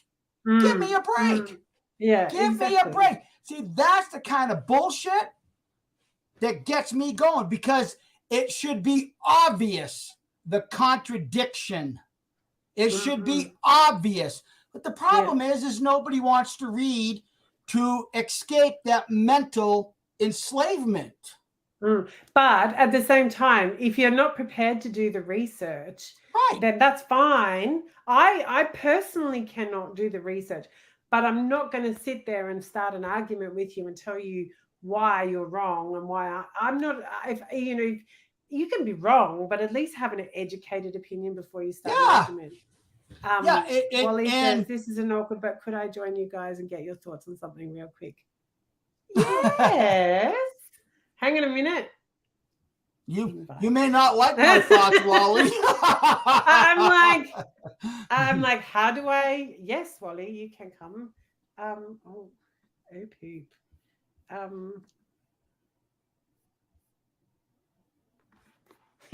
Talk amongst yourselves. Hang on, producer Bob, where are you? And don't let me forget the thing about the coffin lid either. Oh, tell everybody about the coffin lid. That's a good story. We should talk about. All right. Well, there again, as you mentioned, it was something that Kim and I wanted to do to kind of track people leaving and kind of give them a sense of community, even if it's on the coffin lid. And it was a great thing. Well, what Kim and I started doing is that we started hiding stuff in our coffin lid. Coffin lid videos, because we knew Watchtower was watching everything we did and said. So we would hide things in the coffin lid that only Watchtower would know what we're up to. Well, what we found out happening over time is that, well, this is just another coffin lid. Mike and Kim reading off a bunch of names. Oh, I'm going to click off because this is just boring.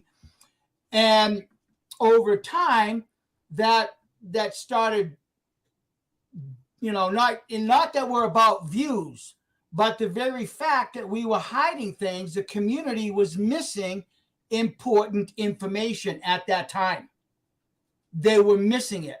And then I think the biggest thing is when the whole pandemic hit and everything else, people weren't going to meetings.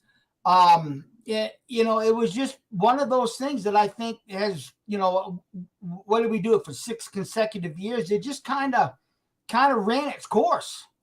It's a shame. It's a shame. I think it's like Jehovah Bear. It just kind of ran its course. It is.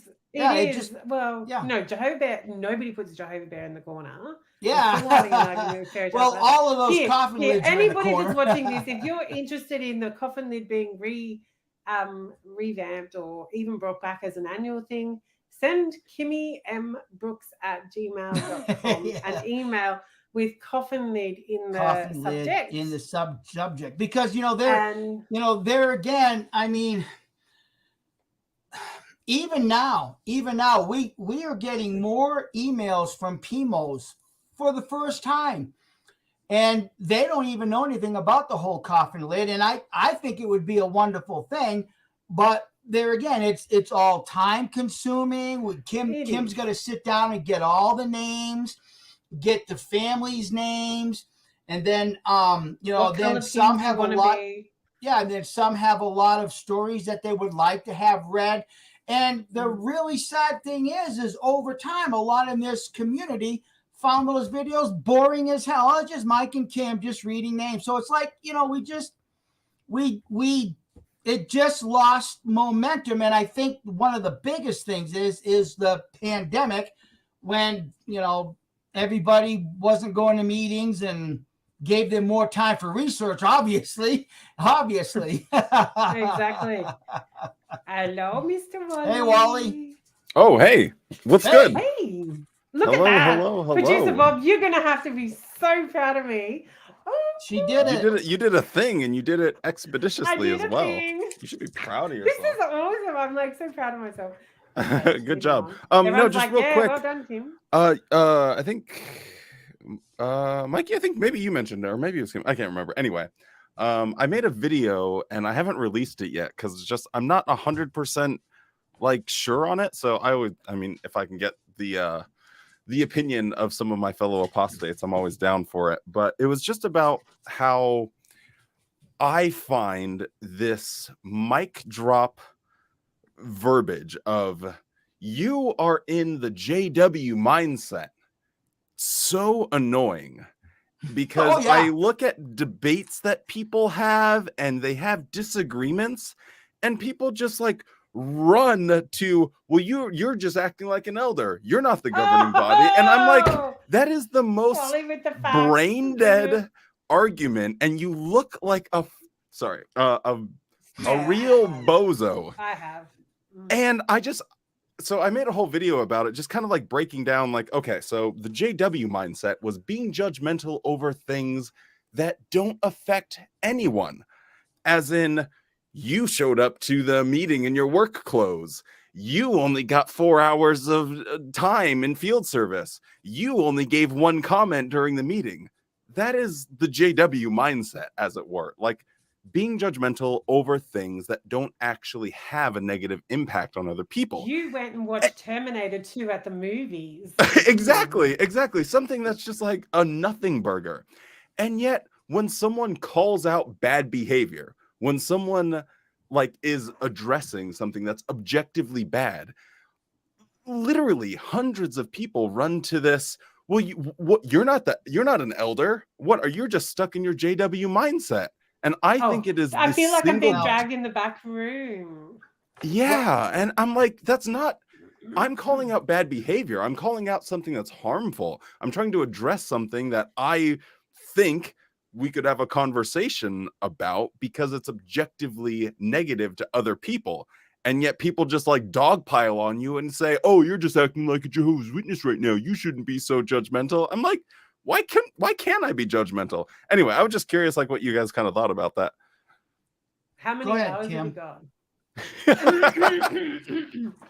Well, first of all, ladies before wannabe Santa Clauses. True.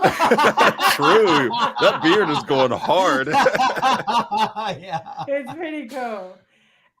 Here's my opinion. Firstly, yes, I think you should put out that video. Secondly, I would like the opportunity to add to your video in a rebuttal, advertising your video on My Little Baby channel, because I think it'll be so important that you do put out a video like this. Here's my opinion. I find my biggest problem with the XJW community is when people take advantage of vulnerable people. That's my first problem. The second problem Agreed. is where people are not able to be given a safe place to learn the difference between logical thinking, emotional thinking, and rational thinking in the middle, and to be able to learn how to form their own opinion, how to do their own research in an environment where they can just don't have restrictions, where they're not just told, oh, that source is wrong. Like, God damn it, don't get on the internet. Like, only go to jw.org. That's the only place to go. Like, do not go anywhere else.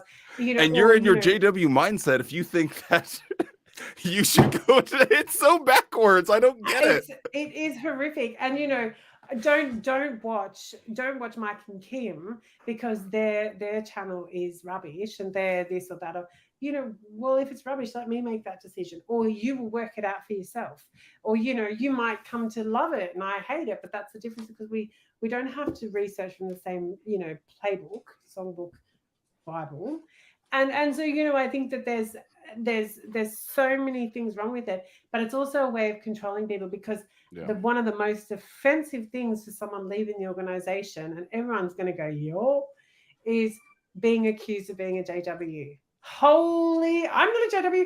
I hate JWs. I don't want to be a JW. So they then want to run away. So if you're saying doing a behavior or, you know, asking a question or having an opinion then generates the fact that I'm a JW, then I'm deliberately not going to do that. And that is a controlling mechanism. And I hate it. And especially when you're dealing with vulnerable people, I hate it even more, because then they don't become who they truly are and they're stunted in their growth. That is my opinion. And if you don't put the video out, I'm going to start talking shit about you on social media. God damn it. Good evening. Good evening, our darling friend. We know who you are. From Scotland. We all know. Hey, I just heard somebody in Scotland just retired as one of your high officials. Oh, really? Prime Minister. Just heard that today. First Minister. First Minister, yeah. Yeah. Okay, would you like my opinion, Wally? You know me, I like everyone's opinion, and I might disagree and you might disagree, but 90% of the time we'll actually end up being friends still. So of course, I just want everybody to realize that I really wasn't being a gentleman by letting Kim go first. I just had to collect my thoughts. Screw chivalry. Yeah, exactly. Yeah. Let me ask you this. When you were putting all that together, did you try to encapsulate everything you wanted to convey with the bite model?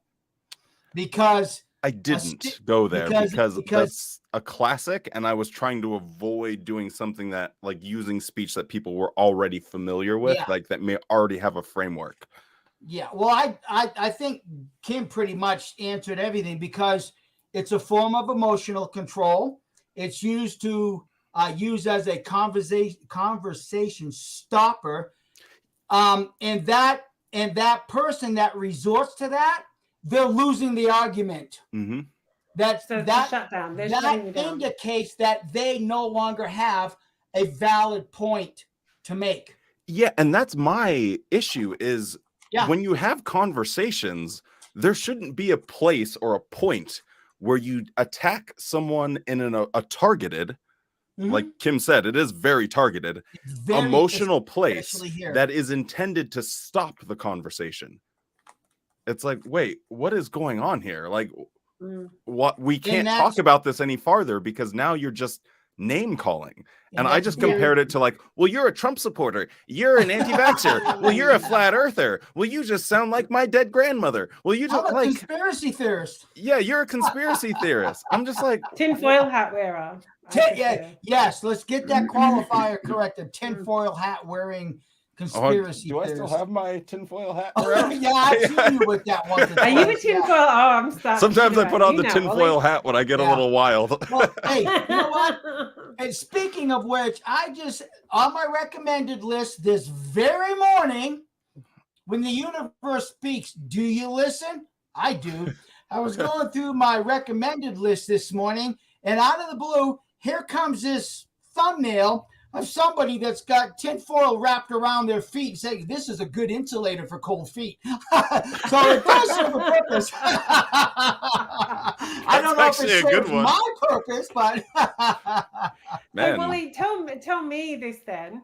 What is your reservation? What is your hesitation in the video? What is causing you for pause? I get an incredible, and I mean an incredible amount of messages. I actually have it written down. I've had 84 messages this month. I know I'm a psychopath and I write it down. 84 messages this month accusing me of like driving other people towards suicide. I'm talking about two specific YouTubers, but it doesn't matter because I don't like really talking about it because it's pointless. But anyway, I've got 84 messages just this month, whether it's a text, a voicemail, an email, a Facebook message, and all of it is the exact same formula. You shouldn't be so judgmental. And in one instance, I honestly don't even know what the heck anyone's talking about because I hardly ever say anything publicly about anyone. I just don't like that sort of negative energy out there in the universe. I don't know if you were in the chat when I was accused of dragging Mark O'Donnell through the mud, and I'm like, I was defending him. So anyway, you don't ever let truth get in the way of a good story. Continue. Yeah, well, you and Mark probably should just like sit down and have a conversation. It'd probably be healthy. Anyway, I didn't. No, but I didn't drag him. I literally was defending him, and then I have no idea what any of that's about. But anyway, just my motivation is like, I just am sad for people when they are stuck in this sort of wash cycle of continuing to be indoctrinated in a cult, like over and over again. Like someone tells them how to react. Someone tells them how to think. Someone tells them what the truth is, and they don't bother verifying anything. And just being on the other end of that, you know, I'm already on the other end of that as like a ex-witness that is an apostate, right? So like people already that I formerly knew, you know, judge you without ever understanding or asking any questions or anything. And just you come out on the other side, and then it's like people never bother because I promise you, every single time I've ever had a disagreement with someone and I've had an opportunity to just, whether it's in a message or a video chat or a phone call, speak to them one-on-one, the disagreement dissipates. That was a little alliterative, but you get the point. Like it goes away because you can actually understand where they're coming from. You can explain yourself better. They can explain themselves better.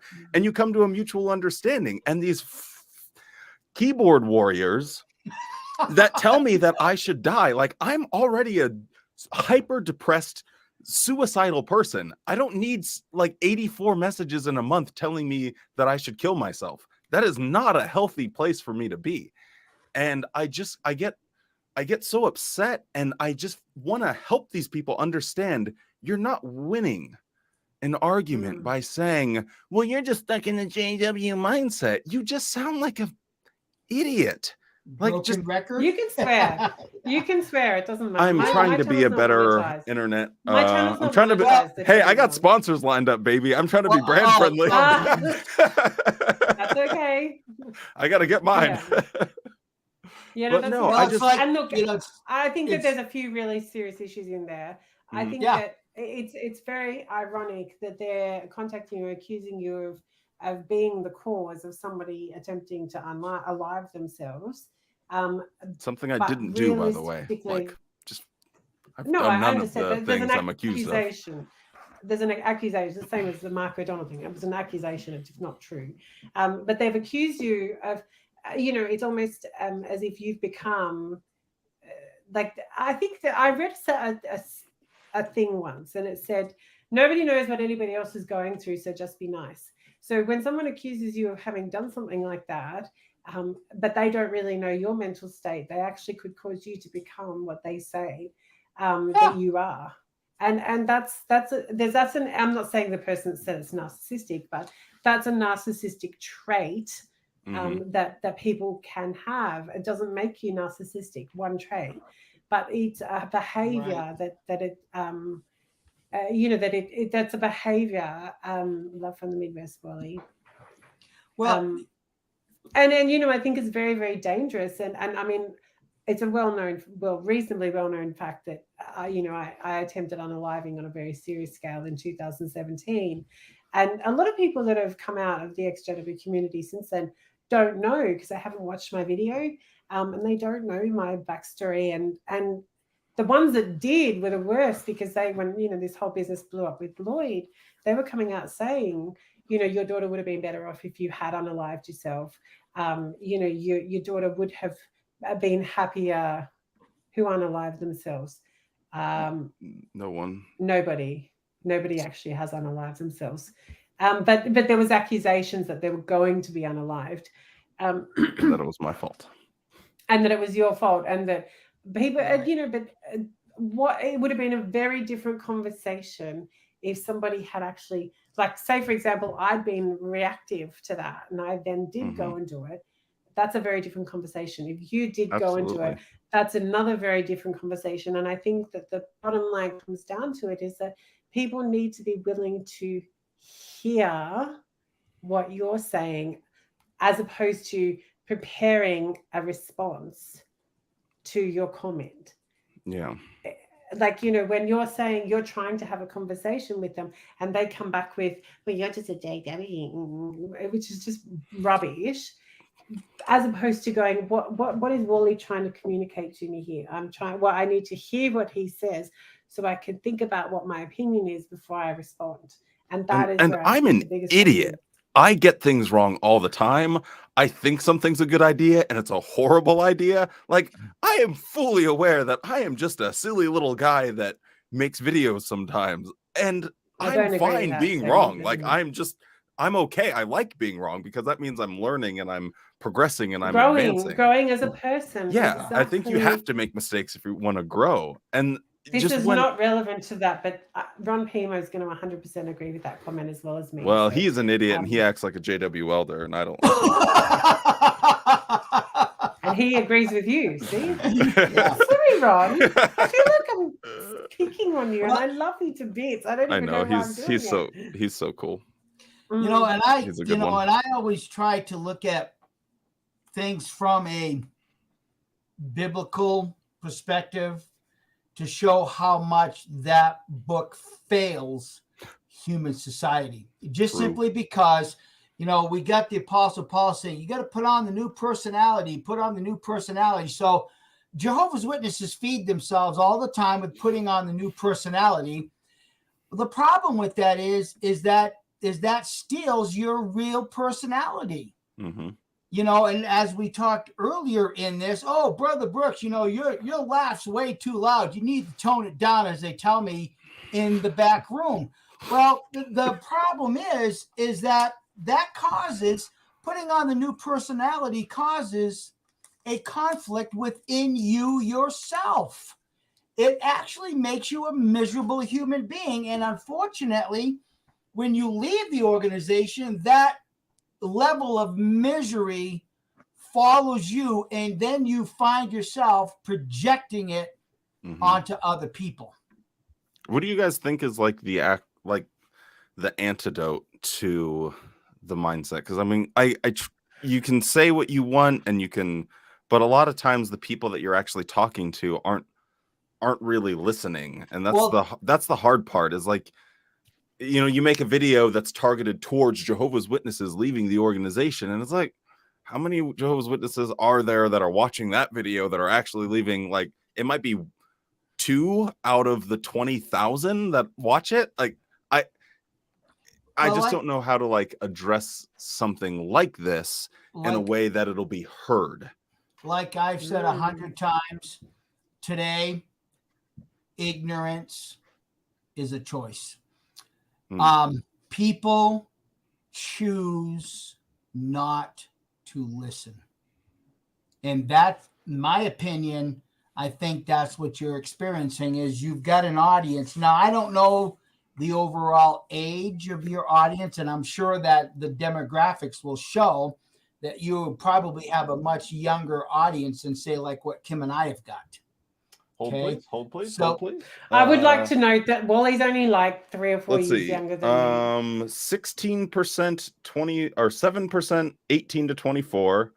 16% 25 to 34, 20% 35 to 44, 20% 45 to 55, See, 17%. actually, So it's pretty balanced all the way down. yeah, but for the most part, you're actually catering to a lot of younger people I try to. that are caught up in a lot of this world political stuff. You're gonna say that dumb woke culture?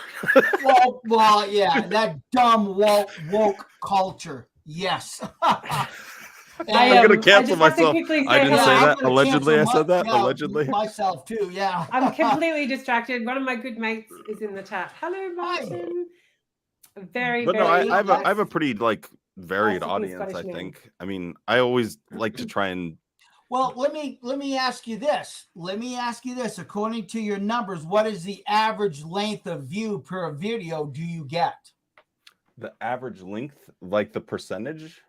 Yeah, All the time. people Average watch, time. 30%. Oh yeah, the percentage. I Yeah. think I have like. Let me look.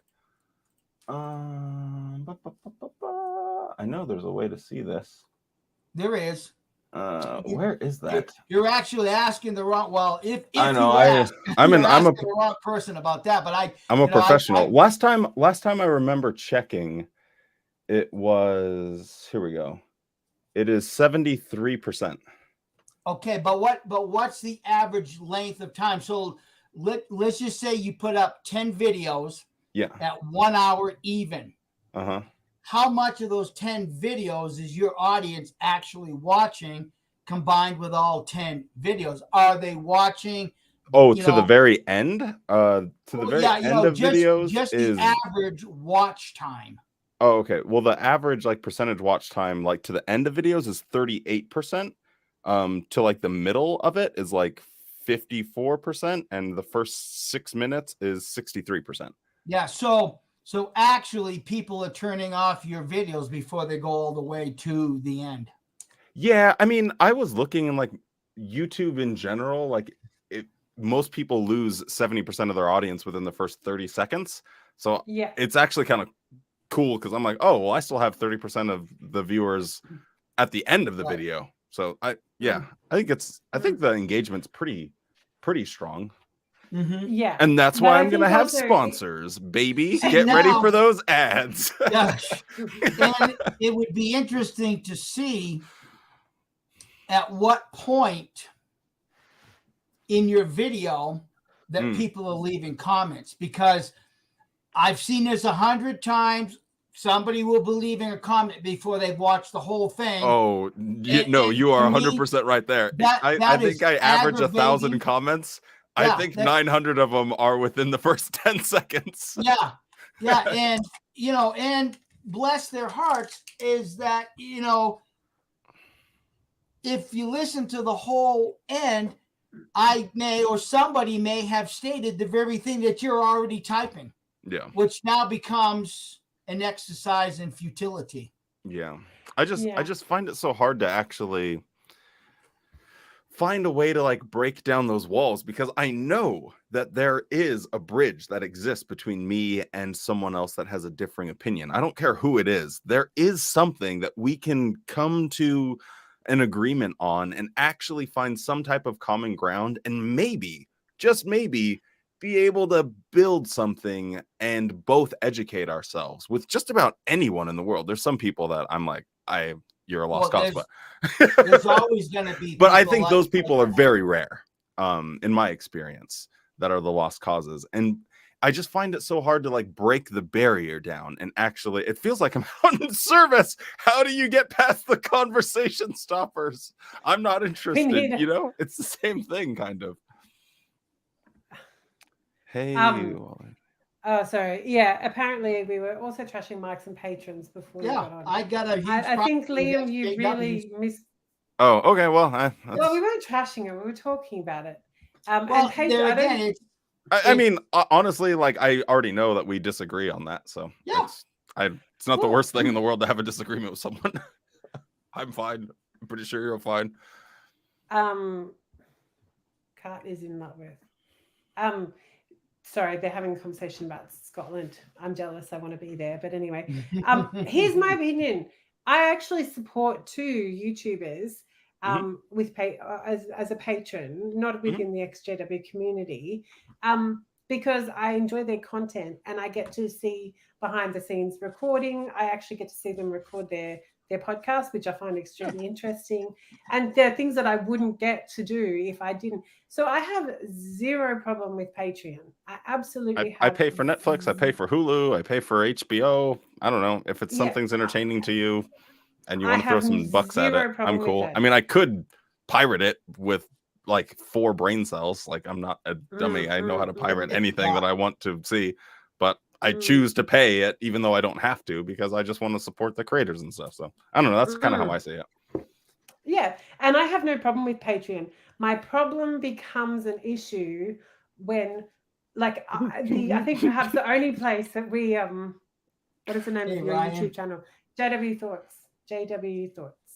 I'm going to talk about Ryan. I'm leaving that so I don't forget. How could I forget? But I think the only difference is when you attach activist to JW YouTuber. You're an XJW YouTuber, 0. I'm right there.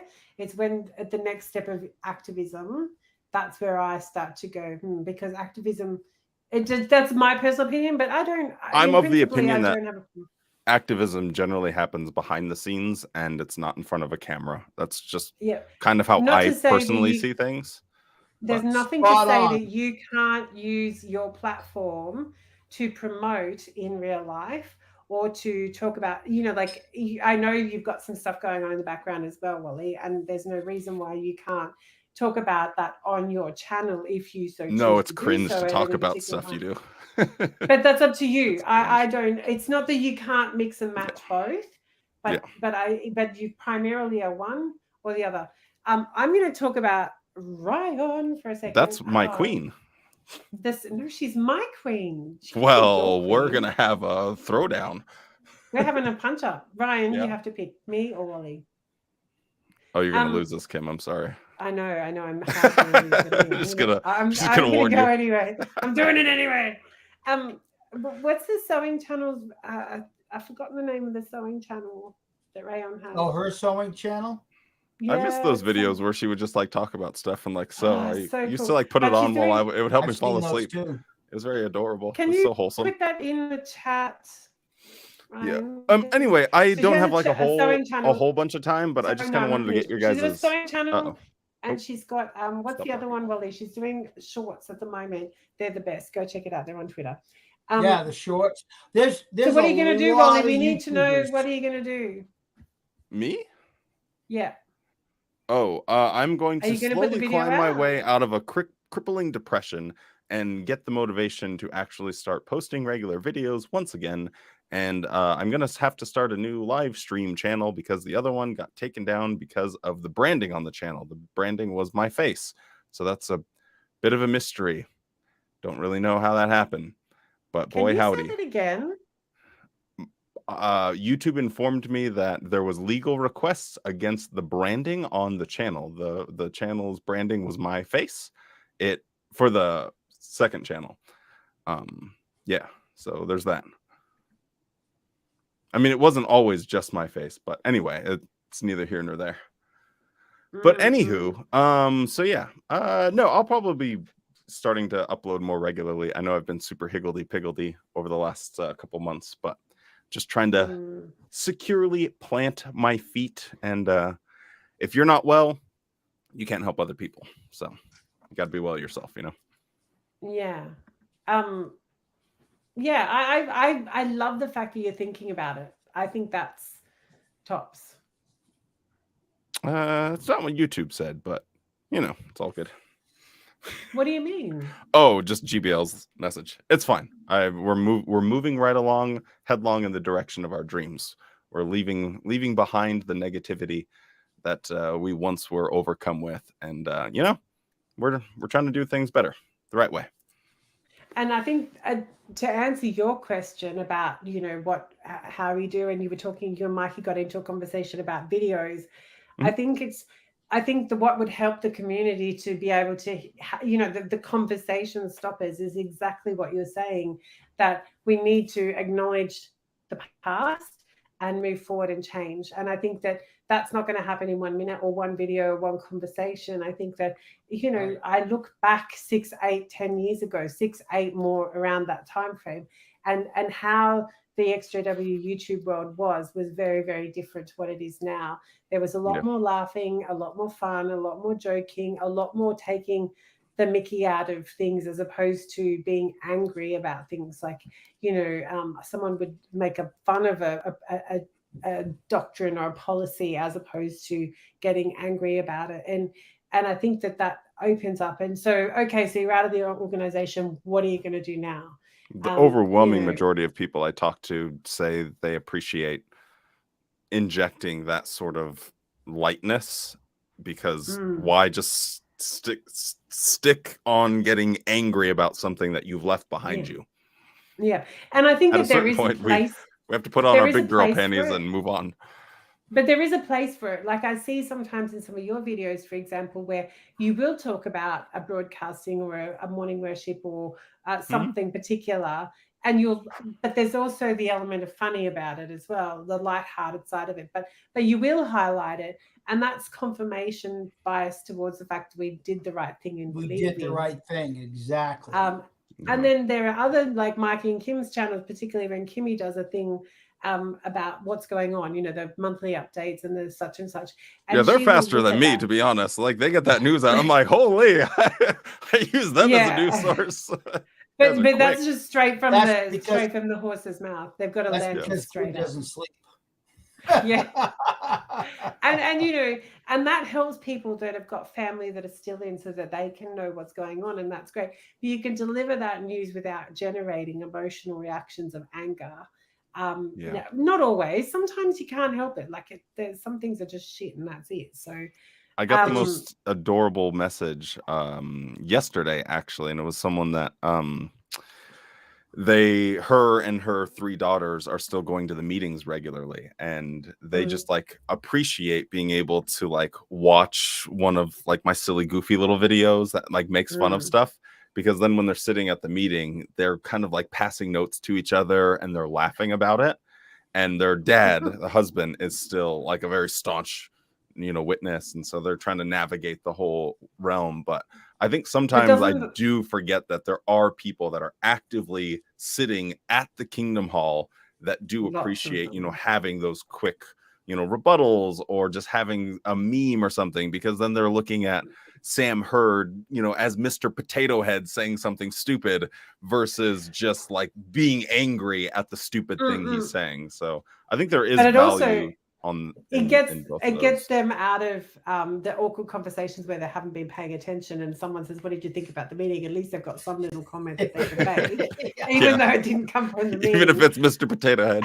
Yeah, exactly. But it keeps them sane, because there's so many PMOs. I'm scared. I was talking to producer Bob. She made comments earlier about, you know, the situation that where the number of people at a event was discussed, and it's scary. It does bother.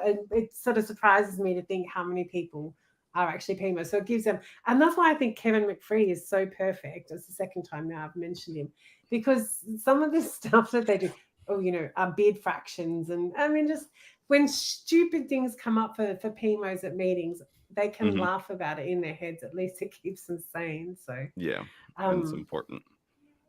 Yeah, that last I don't know. actually cracks me up. But anyway, I am going to bounce on that note, because I will say something very dumb and get myself in a whole lot of trouble. about that We last all do message. that, Wally. That is true. I'm the master of saying something stupid. We all do that. Come on, man. Nobody. We can share that trophy too if you like. That's true. That's true. All right. Well, you guys take care. Thank you for giving me. You were going to comment. Huh? Me? Why do they call themselves activists when they actually? Is that what the comment you were going to talk about? Who's the they? Oh no! I was soundtrack of my life.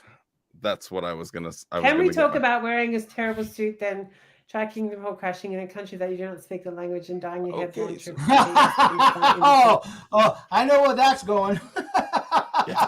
I hear you and I raise you. Let's not talk about that. I swear to God. One word. I didn't read it. My Bloody cheeks hell, hurt sorry. so bad. Oh my God. I got that notification and my cheeks just, it was a proper laugh. Oh my God. Anyway, I won't get myself in trouble or sued. So, I mean, not that I really care because whatever. But anyway, this is my new nail take care color. of Hopefully you yourself, guys Wally. like it. Black I and do, pink, I do. a little Valentine's Day vibe or whatever. But I am going to No. That is in recognition of a European pagan Memorial Day. Hell yeah, February. brother. February 20th. And don't forget, now we're all going to be bowing down to Marduk. Hey, Marduk. Do I have to bow down to him or? Oh, sorry, never mind. Well, I'll finish that sentence. That's left at your discretion. All right. Well, you guys have fun. Thank you trying to for. bait you. Are you going to take his bait? No, I'm not going to take the bait. I'm a well-rounded, healthy individual that doesn't like to troll people. All right. We all know that's true. I'm like, Yeah, of course, Wally. well, Yeah, you know guys what? all know Take better. it easy, Wally. I think about you regularly, and Yeah, we haven't talked in a bit. Maybe we should chit chat sometime. Anyway, you guys take care. Stay healthy, be kind, stay safe, and don't forget to smile. You too. Bye. See you well. Oh, well, I think, Mikey, what do you reckon? I think we've had a good chat. I think I've managed to. Dark here. I need to hike on up and shut the gates Yep. so we don't have any riffraff coming in here tonight. Yeah, absolutely. But thank you so much. This has been so much fun. I hope you're welcome. You've enjoyed it too. And I do appreciate the fact that you were, in spite of your better judgment, you bowed down to the Kims and came on and had a chat. And like I said earlier, we can do it again. She wears the pants. Yeah. Speak of the let's see. God, how do I say this? Speak of the devil. Oh, Kim just handed me a note from Tony. Let's see. Primetime Tony just emailed Kim and said, Tom, fairy tale, you better get that back. I lost it. It just went blank. Tom just called out Lloyd on live stream just now. They cut him off when asked about the ages of the ages of the girls. Oh. So I don't know what. That ain't okay. Ages of the hookers. Oh, excuse me. Ages of the hookers. Do you know, I've avoided this whole conversation in the chat and whatever about it. P.S. I'm in love with Tony Primetime, nearly as much as a few other people. He's one of my top 5 in love with. Mm-hmm. Absolutely. Only his video about JW Survey Day is just the funniest thing. I watch it all the time. Yeah. Anyway, P.S. also, Terry, yes, I definitely think that you should do a video because it's been a while. And it's funny, and you're funny, and you're lighthearted, and you make me laugh, and you've got a really mad accent.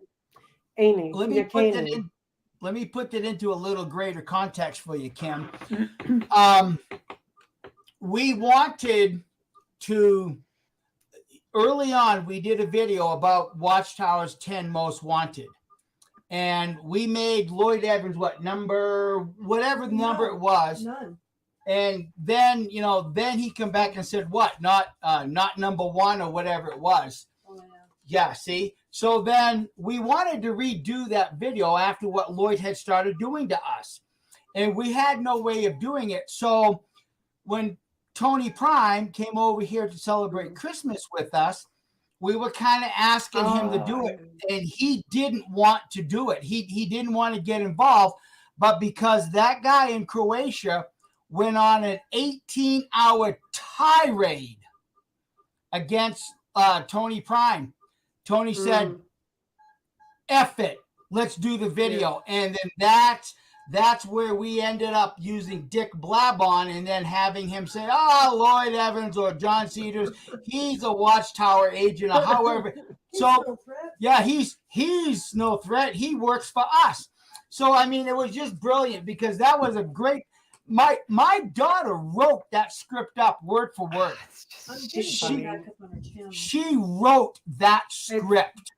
It's the funniest thing I've ever heard. But it was just amazing because at that time when we originally did it, we made Bo Jewell the #1 apostate that Watchtower was after because he walked in the Watchtower headquarters with one of his AAWA cards, and not only that, he walked out with a brand new silver sword. So I mean, come on, I mean. That's just a given. And it was interesting that in the comments, Lloyd come back and said, what? I'm not #1 or, whatever number we placed him at that time, because there were others doing a whole lot better work than what he was doing. And then that right there is when I really started keeping an eye on that feller. That's when it's like, there's something wrong with this guy's ego. Yeah. Besides all the other crap that he was saying about us over on Twitter and and prime time at the end was yeah. Yeah, I need to get that video back up on we do the best. I love it. Up. But what I will say, and what I was going to comment about that whole thing is Fairy Tale is life. I want him to just even occasionally just come back and visit the community and have a chat and talk about what Wally was talking about. What Wally was talking about is so relevant. I hope like hell. Oh, absolutely. He does put that video out. And Fairy Tale says it is. What I don't understand, here's what I don't understand. And I was recently told by an anonymous source that I'm not going to name, and I did check their stats and they were actually correct. At one point years ago, Fairy Tale had more subscribers and larger views than Cedars. Of course. Who at the time he was Cedars. I can understand why he hates Fairy Tale so much. I didn't appreciate that until like 2 weeks ago, 1 week ago.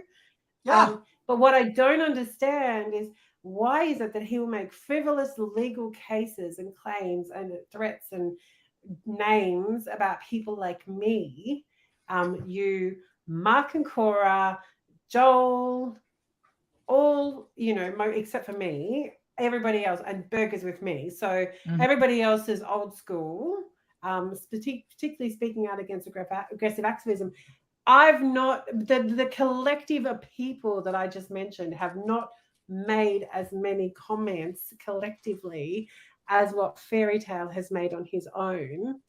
And yet Fairy Tale's never, ever been, other than the bullshit that Lloyd did to his mum, allegedly, which I believe, personally, I believe it's true. I just don't have any documentation to prove it. Why hasn't Lloyd ever gone after Fairy Tale? Let me give you a little bit of context. If Lloyd had no problem doxing us, then what makes you think he'd had no problem doing what he did to Fairy Tale's mom? And ours is documented. I accept, and I will, but I speak in definite language when I talk about you being doxed, because I know for a fact I have documentary evidence. So if he's capable of doing the one thing, then he's very much capable of doing the other. And in making my opinion about the fact that I believe that what happened with Fairy Tale's mum is true, that past history, which I know is fact with you and Kim, is part of my is part of my thought process. Anyone in the UK think Lloyd looks like Pat Butcher? I don't know who Pat Butcher is. I don't know either. Sorry. Mikey won't know either. I do love the UK. It's my favorite place on the planet. I'm going through serious, I'm not in the UK withdrawals at the moment. As some of my good friends, including producer Bob, will tell me, I'm very upset the gazebo's gone, which I can't smoke in anymore. It's horrendous. So yeah, but I will just say, Kim is still had a gun on the phone. Yeah, I know, but I know what you're saying. If anyone has any questions for Mikey, we are going to wrap fairly soon because Mikey needs to go and eat his dinner and help Kimmy with all of the house chores, like taking the bins out, feeding the dogs, all of the man jobs. But I've already mopped the floor today, so that cause trouble. Not only that, not only did I mop the floors, I also cleaned my own damn toilet. Oh my God! Did you make your bed as well? Every day. Thank you, Kim. And I unloaded the dishwasher. You're a good house husband. We love you. Yes, I am a good house husband. So if anyone does have any specific questions, you need to get them in right now because we're about to wrap. But I do want to say thank you very much, Mikey. You're welcome. This has been a hoot. It has been a hoot. And someone made a comment earlier that if it's fun, you should do it. I don't know if it was Terry, I just forget who it was, but whoever said it was, I saw that and went, yeah. I find this fun, and I hope that somebody's got something out of it or may get something out of it in the future. So, and just to reiterate that point about the microphones, I know Wally's got one right there, but I view it as a watchtower holdover control mechanism because that's the whole thing. And that's one of the I like what Joe Rogan does from time to time, but I just can't stand to even watch him. So it's not an ex-Jehovah's Witness thing. I mean, there's even gun channels that I like that I used to like watching, but as soon as I see that big old mic, I'm done with it because it's a control in my mind. It's a control mechanism. I mean, we've done this for 2 hours, 21 minutes and 42, 43, 44 seconds. And I think everybody's heard me. Thank you. Get it out of view. I hate it. I will never have it in view. That's just me. That's just me because it's a male control mechanism, just like putting on that tie. That tie is symbolic of something other than just a nice tie. For me, it's not so much the actual microphone, as in it's the prop in the show. For me, it's the language. Isn't that right, brothers and sisters? Isn't that right, viewers? That's a big part of it. It's the language. It's the pitting yourself against Watchtower because I don't want to be with Watchtower because I don't want to be a Jehovah's Witness, so I'm going to be against it.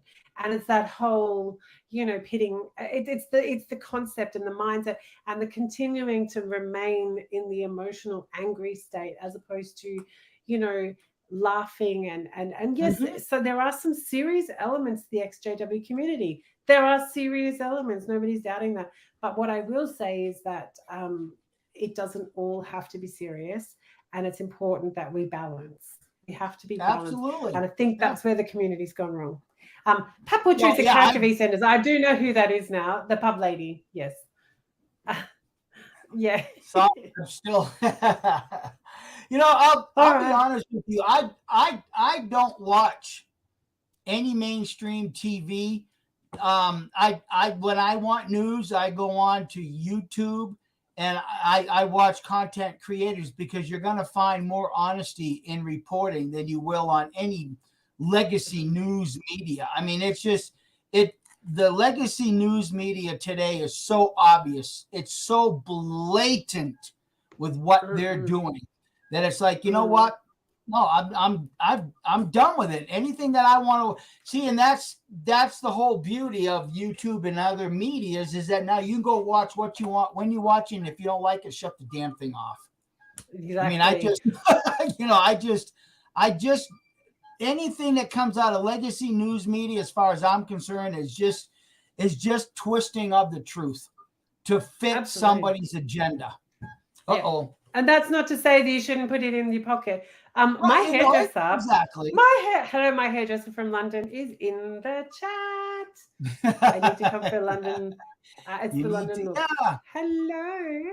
I love Yep. my hairdresser in But London. I ain't It's cutting sad. my hair. I'm leaving mine exactly. Oh, the way you it would is. if you could have my hairdresser in London as your hairdresser. No, absolutely Anyway, not. I am convinced. did Kim have something to throw in? Oh, sorry, So I'm did I? trying to find out where this battle's going Yeah, on. she's trying to find out where this battle's going on. I think Lloyd was going to be interviewed by someone this afternoon. Jon Call Snow, line or something Jimmy like Snow, that, an atheist channel. Jimmy And it sounds Snow? like there's World War III going on over there. Should we do a live? Should we watch it? We could stream it. I'll tell you what. If you guys hadn't been watching real close, this was a full jar of water. What goes in must come out. and I'm like really squeezing my knees real tight right now. If you guys get my drift. We'll pull it up. We'll go. Since my darling wife is sitting here, I'm gonna hand the headphones over to her. I gotta go. Hi, everybody. Hi, Kim. Oh my goodness. That was so much fun. Mikey's. We've had the randomest conversation. I don't know if anyone understood it, but I did. I thought it was great, and he's funny as. And it's good to be able to chat like that. He's just no shit. It keeps me laughing all the time, and yeah, he doesn't take any crap off of anybody. That's why we're always in trouble at the Kingdom Hall. Oh, a message for Kim. If anyone has any questions specifically for Kim, yell out now because g'day from WA. Oh, thank you. Actually, that may not be what I think. It could be Washington State. But I would say Western Australia, so it's one or the other. David, are you from Australia? And yeah, WA might be Wales. Since they said g'day, I would say it was Australia. Well, g'day's so Australia. Might be Wales. G'day from WA. G'day from WA is a saying in Australia as well. So I think it is. Yeah. This is Martin. He's from the UK. A good friend of Hi, mine. everybody. He's saying hello to you, not me, because he's already said. Okay, Western Australia. It is WA, Western Australia. G'day from WA. Yeah. Where the bloody hell are you? Anyway. Yeah, it's confusing because here in this. Yeah, it's confusing because here in the States, WA is Washington State. But, since I deal with so much all over the world, it also could stand for Wales. And, it sounds like another text from Tony. It sounds like World War III. I'm trying to find out where they are going after Lloyd. It sounds like all the VAA guys are all... well, get Tony, get prime time to get on here, and he can tell us all about it firsthand if he'd like to. He's welcome. Yeah. Let's see. Or we could have the master ranter. All right. Let me Former see. to free XJ. I love that name. Former to free XJW. Yeah. That's the best name. I love it. From Virginia. Yeah. US, I'd imagine.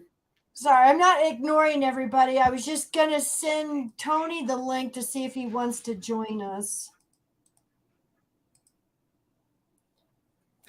Prime time. Yeah.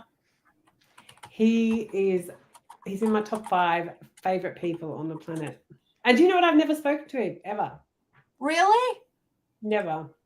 Oh, he is a character. We love him so much. He's so funny. Oh, and he's funny. He's been out here a couple of times to visit us. And if I can get around to finding our Watchtower's Most Wanted and get it back up on this channel, because it was on the original channel, and when that channel was taken down, and then, some of the activists, we didn't see quite eye to eye with them, but I mean, that's all in the past. So I want to get that video back up because it was so good, because it shows all the old timers, and I took clips from some of their activism, and it's so hilarious. Tony has taken down the video, but he did, there was an elder training video with Robbie. I'm sure a lot of you old timers have heard about, the Robbie video that Watchtower had put out for their training video. Tony dressed up as Lucy. Lucy, yeah. Lucy. Robbie's worldly girlfriend that seduced him with her fish tank, But Classic. Tony's video was awesome.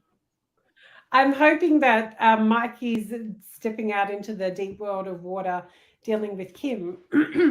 Actually, I've been talking to Joel, trying to get him to get Fairy Tale and Prime Time and hang on.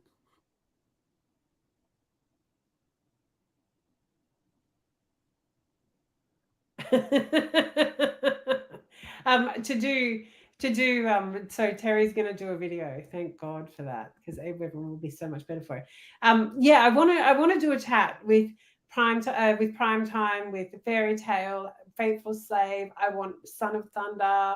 I want to chat, just catch up, just chat, get their view on life and talk about, just shit, anything, what's going on in their life, what, their past, referring back so people can go back, and just broadening the minds of the XJW community and having a bit of fun. Like, I'm so jealous about when I look back and at the OGs, as I have referred to them, and even Bo Joel. Bo's gone, but whoop, hello. But yeah, even just to go back and to have a look and just see the lighter side. I get so jealous, and I want other people in the XJW community, whoever wants to, I want them to be able to enjoy what I've enjoyed learning about. And so, that's my plan. But I'm so glad that I captured a lot of those videos, because so am I. Some of them are gone, and some of them were so good. And that's why I wanted to get that video up. And it's just kind of a silly comedy thing that we did. And it just was really good because it kind of brought the community together. And it not that they don't have that now, but I mean, it just seemed like there was more a sense of community back then. And we just got together just to have fun. We did silly stuff, we Skyped and just had like happy hours all together, and it was a lot of fun. And it just got to where, so many started going off and, living their own lives and doing their own thing. And, which is great. Or, they got tired of all the attacks. I mean, we used to do happy hour every Friday, and people were, I was like, oh, here's the old drunks again. And it's like, you guys are missing the point. And it just got so infuriating. You just get so tired of You do get tired of it. Yeah. I know. I need to straighten those books. No. The book's falling down is Mikey's fault because he's doing research for another video, and they're all falling down because he's got most of them in the living room. Yeah. If the books get too straight, I won't cope. That sounds like fun. See, Ryan knows what's going on. And I know of things that happened. I know those things went on. I've seen the VAA boys with Mikey, and they're all just talking shit.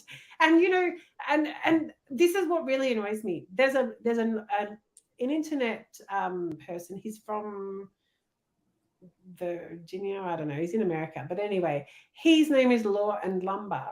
He came to stardom in the Johnny Depp Amber Heard trial. He actually discredited some of the evidence that Amber Heard gave. Relevance to that is that he does a thing called Friday Night Frenzy.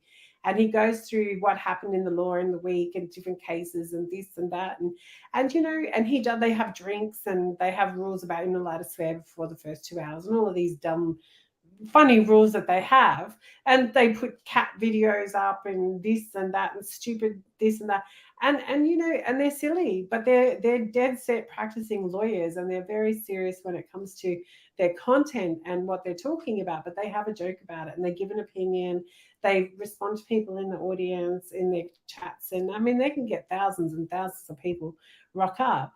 But they do drink and they eat. They eat. Sometimes I'm like, turn your volume down, boys. It's a bit there. But Yeah. but you know, they do those things, and I think to myself, that's fabulous, because if you don't like it, don't watch it. It's okay. Exactly. You know, why do you have to attack people if they're like, I'm not interested in that shit, I turn it off. There's a YouTuber that I know you guys like that it triggers the living shit out of me, and I don't watch their content. But that's okay. I'm not going to go and rubbish their content. I'm not even going to comment who they are, because it's not relevant. That's my opinion. But other people find their channel fabulous, so go and watch it. That's great, you know. Yeah. David Evans says, missed most of it, but enjoyed what I saw. Got to go to work shortly. Thanks for your work. Been great talking to you. Lovely to meet with you too. Kim, it's undisputable that your whistleblowing rejuvenated. Thanks, New in the Truth. Well, Bye-bye, you. awesome apostates. Thank you, governing body language. Have a good time at work. Yes. Yeah. Thank you so much, everybody. I do want to mention, I did contact the Pennsylvania Attorney General's office, and I'm waiting to hear back from them, because even if what was said on that podcast was true, should this have been talked about, you know, and I just wanted to bring that up. It's like, is this something that we should even be, that, you know, a certain person should have even put out public at this point? And it's obvious from what he said that the elders were told not to talk about this, even amongst themselves. And obviously they are. So as soon as I hear back, if I hear back from my contact in the Pennsylvania Attorney General's office, I'll probably do a video updating. Yeah, do a video updating that. I would think that they won't be able to tell me any details, because that's how most of these court cases, you know, I've been working with a lot of these court cases for years now, and usually they can't tell you anything until it actually comes out in like documents or, you know, a subpoena or something like that. So, you know, this was very unprofessional to get this information out, in my humble opinion. In my humble opinion. And you're entitled to that. Ryan asked, are we celebrating the grand jury? Yes, we did have a celebration earlier, and I do love your videos. I think that they're fabulous. So many people benefited from them, because everyone's like, I personally didn't watch the live stream, but I know lots of people do, but a lot of people can't, because they can't, you know, dedicate that brain space or that, you know, time to it, or they want the cliff notes, which Kimmy usually comes up with. But because she's waiting on responses and documentation, she hasn't commented. So Ryan, everybody that asked me, I was referring, and other people I've seen refer to your video. So thank you so much for doing that. Really short, concise, succinct, factual summary. It was really amazing. Well, thank you. It's not that the grand jury is supposed to be a secret. It's just that you don't usurp the authorities in what information is provided to the public. So what you said in your video, which is basically that there's been a subpoena issued, you know, that's not a problem. What you said is not a problem. If it was, I probably would have said it. But Kimmy's referring to something else. So oh, this is a nice comment. Oh. Ask you to leave. Yeah. Can you hear me? Yes. Okay. I can't hear you, but if you can hear me, that comment from New and the Truth, could you put that one back up about seriously? Kim and Mikey seem to be completely different people. Could you put that one back up? We're older. Yeah. Wiser. It's by New and the Truth. Yes. Thank you for that observation, but I would just like to add something to that statement. all of us that have had to put up with the nonsense from Lloyd and the Flying Monkeys for years, we've all been empowered and validated. Not just us, but those of us that have withstood this for years. We've all been empowered and validated. So we'll give that to the entire community. Those of us that have had to do this, because it's not about Mike and Kim. It's about the community. Yeah. And those who had to keep working through all of this, and, the VAA guys, Joel and all the guys, we love them to pieces. And they worked so hard getting the Warwick protest together in 2017, 2018, only to be attacked just nonstop by Lloyd and the Flying Monkeys, and even some calling the authorities on their protest and trying to get them arrested. And it was just it. So I think it's made all of us stronger and more determined. And I'll be the first to admit, Mike and I are very stubborn. And so I think that's what's helped a lot, because we quit at least 2-3 times a year. Yeah, well, I'm sure somebody has a different qualifier for me, at least. I'm going to do a poll on Twitter. I can't think of one myself right now, so maybe uniquely insane. Well, see, at our age, or though, completely insane. No, see, at our age now, we can get away with, maybe they're starting to get a little senile. So. yeah. Oh, someone made that allegation. Don't worry, Ryan. They're not quitting because they just No. I think I think I can understand, and sometimes it overwhelms you, and the level of perceived stupidity from people in the XJW community can be overbearing. But then you then take a step back for a minute and go, hang on a minute. Don't judge them. They're cult survivors. They're new out. They're coming out. You were just as bad, if not worse. I'm talking about myself. And so, they then you learn and justify. I think I've experienced that now. I know how they feel and have felt for all these years. And I now understand why they keep going, because I have that same, but then you go, but that was me. I want to make sure that, give them every chance. I can't make someone do anything. Nobody can make anyone leave the organization. I can't make, mad bloods. Well, sorry. I can't make anybody do anything, but we can try.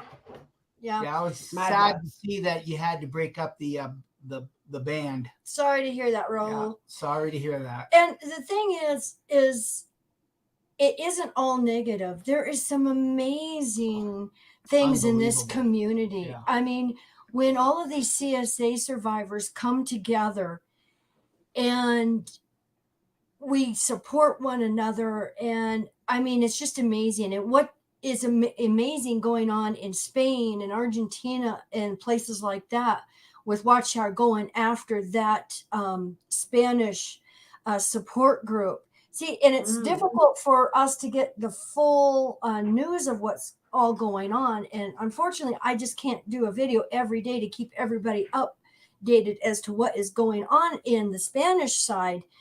But it's just amazing how everybody's coming together and these groups are growing. And Watchtower did those groups a favor. They did them a big favor because it brought attention to those groups.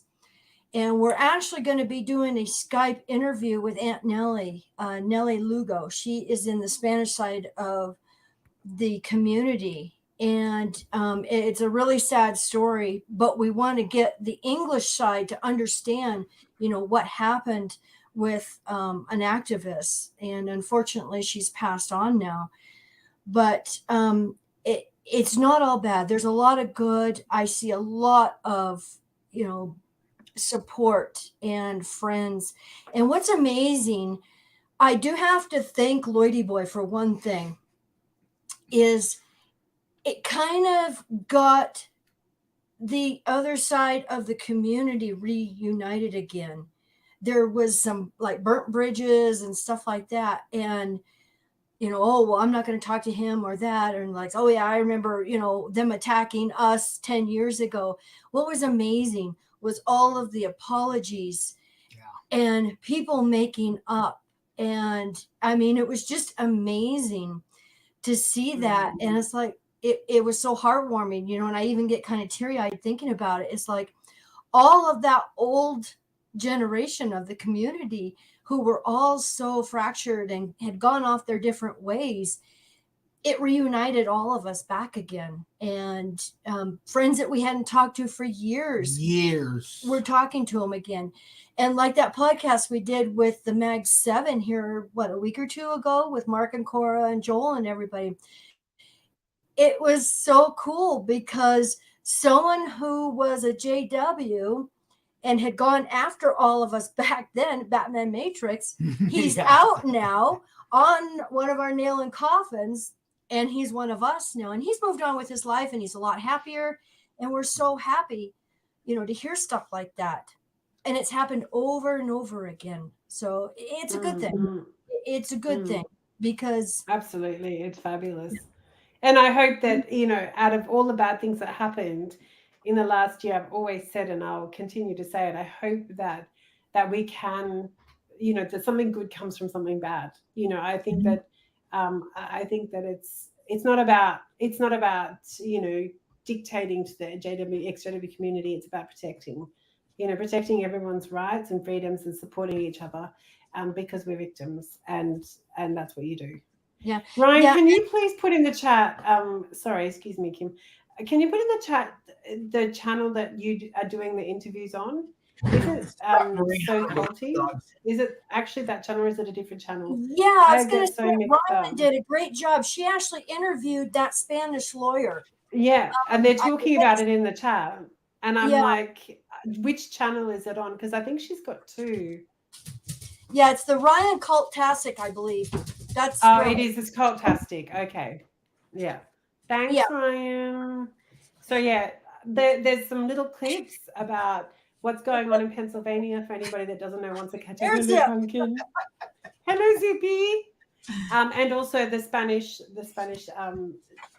interview, which was really good as well. So please, Ryan, I know that compared to some people, you don't get the biggest amount of views, but I can't tell you how valuable those videos are. They are amazing. Yeah. And thank you so much. Yeah, thank you, Ryan. And hang in there. When we first started our channel, we were only getting 500-600 views on a video. It's actually taken us 10 years to build up to this. So hang in there. Don't give up. Yeah, don't she's amazing. And especially your work on the Canaanites and the foreign gods. I mean, I'm enjoying it because it's what I've been trying to get across for, ever since my Who is Jehovah, that I should obey his voice. Because everything that you're presenting now is what I've done 5-6 years ago with all of this. Yeah. Well, I mean, even when you start doing research on baptism, my goodness, it took us like a month to do our research on the history of baptism that goes clear back to the ancient pagan cults and the Egyptians, and all of them, they had baptism. The Essenes did ritual baptism, and it started way back, I mean, thousands and thousands of years ago. And there was even some baptisms in blood. Right. So this wasn't a new Christian thing. And neither was circumcision, because they've got carvings on Egyptian walls, because it was a rite of passage that was practiced long before Moses or even Abraham was told to, nip the tip. Must you guys fight right here, right under us? Of course. Yes, they must. All right, guys, I'm going to call it up because it's late and I have got things that I do have to get done today. But again, thank you so much to everybody who's been involved in the chat, everybody who checked in, everybody who watched it in replay. Thank you guys so much for your time. Thank you, everybody. Thank you. And love to all of you. Have a wonderful week. Okay. Bye. Bye, guys.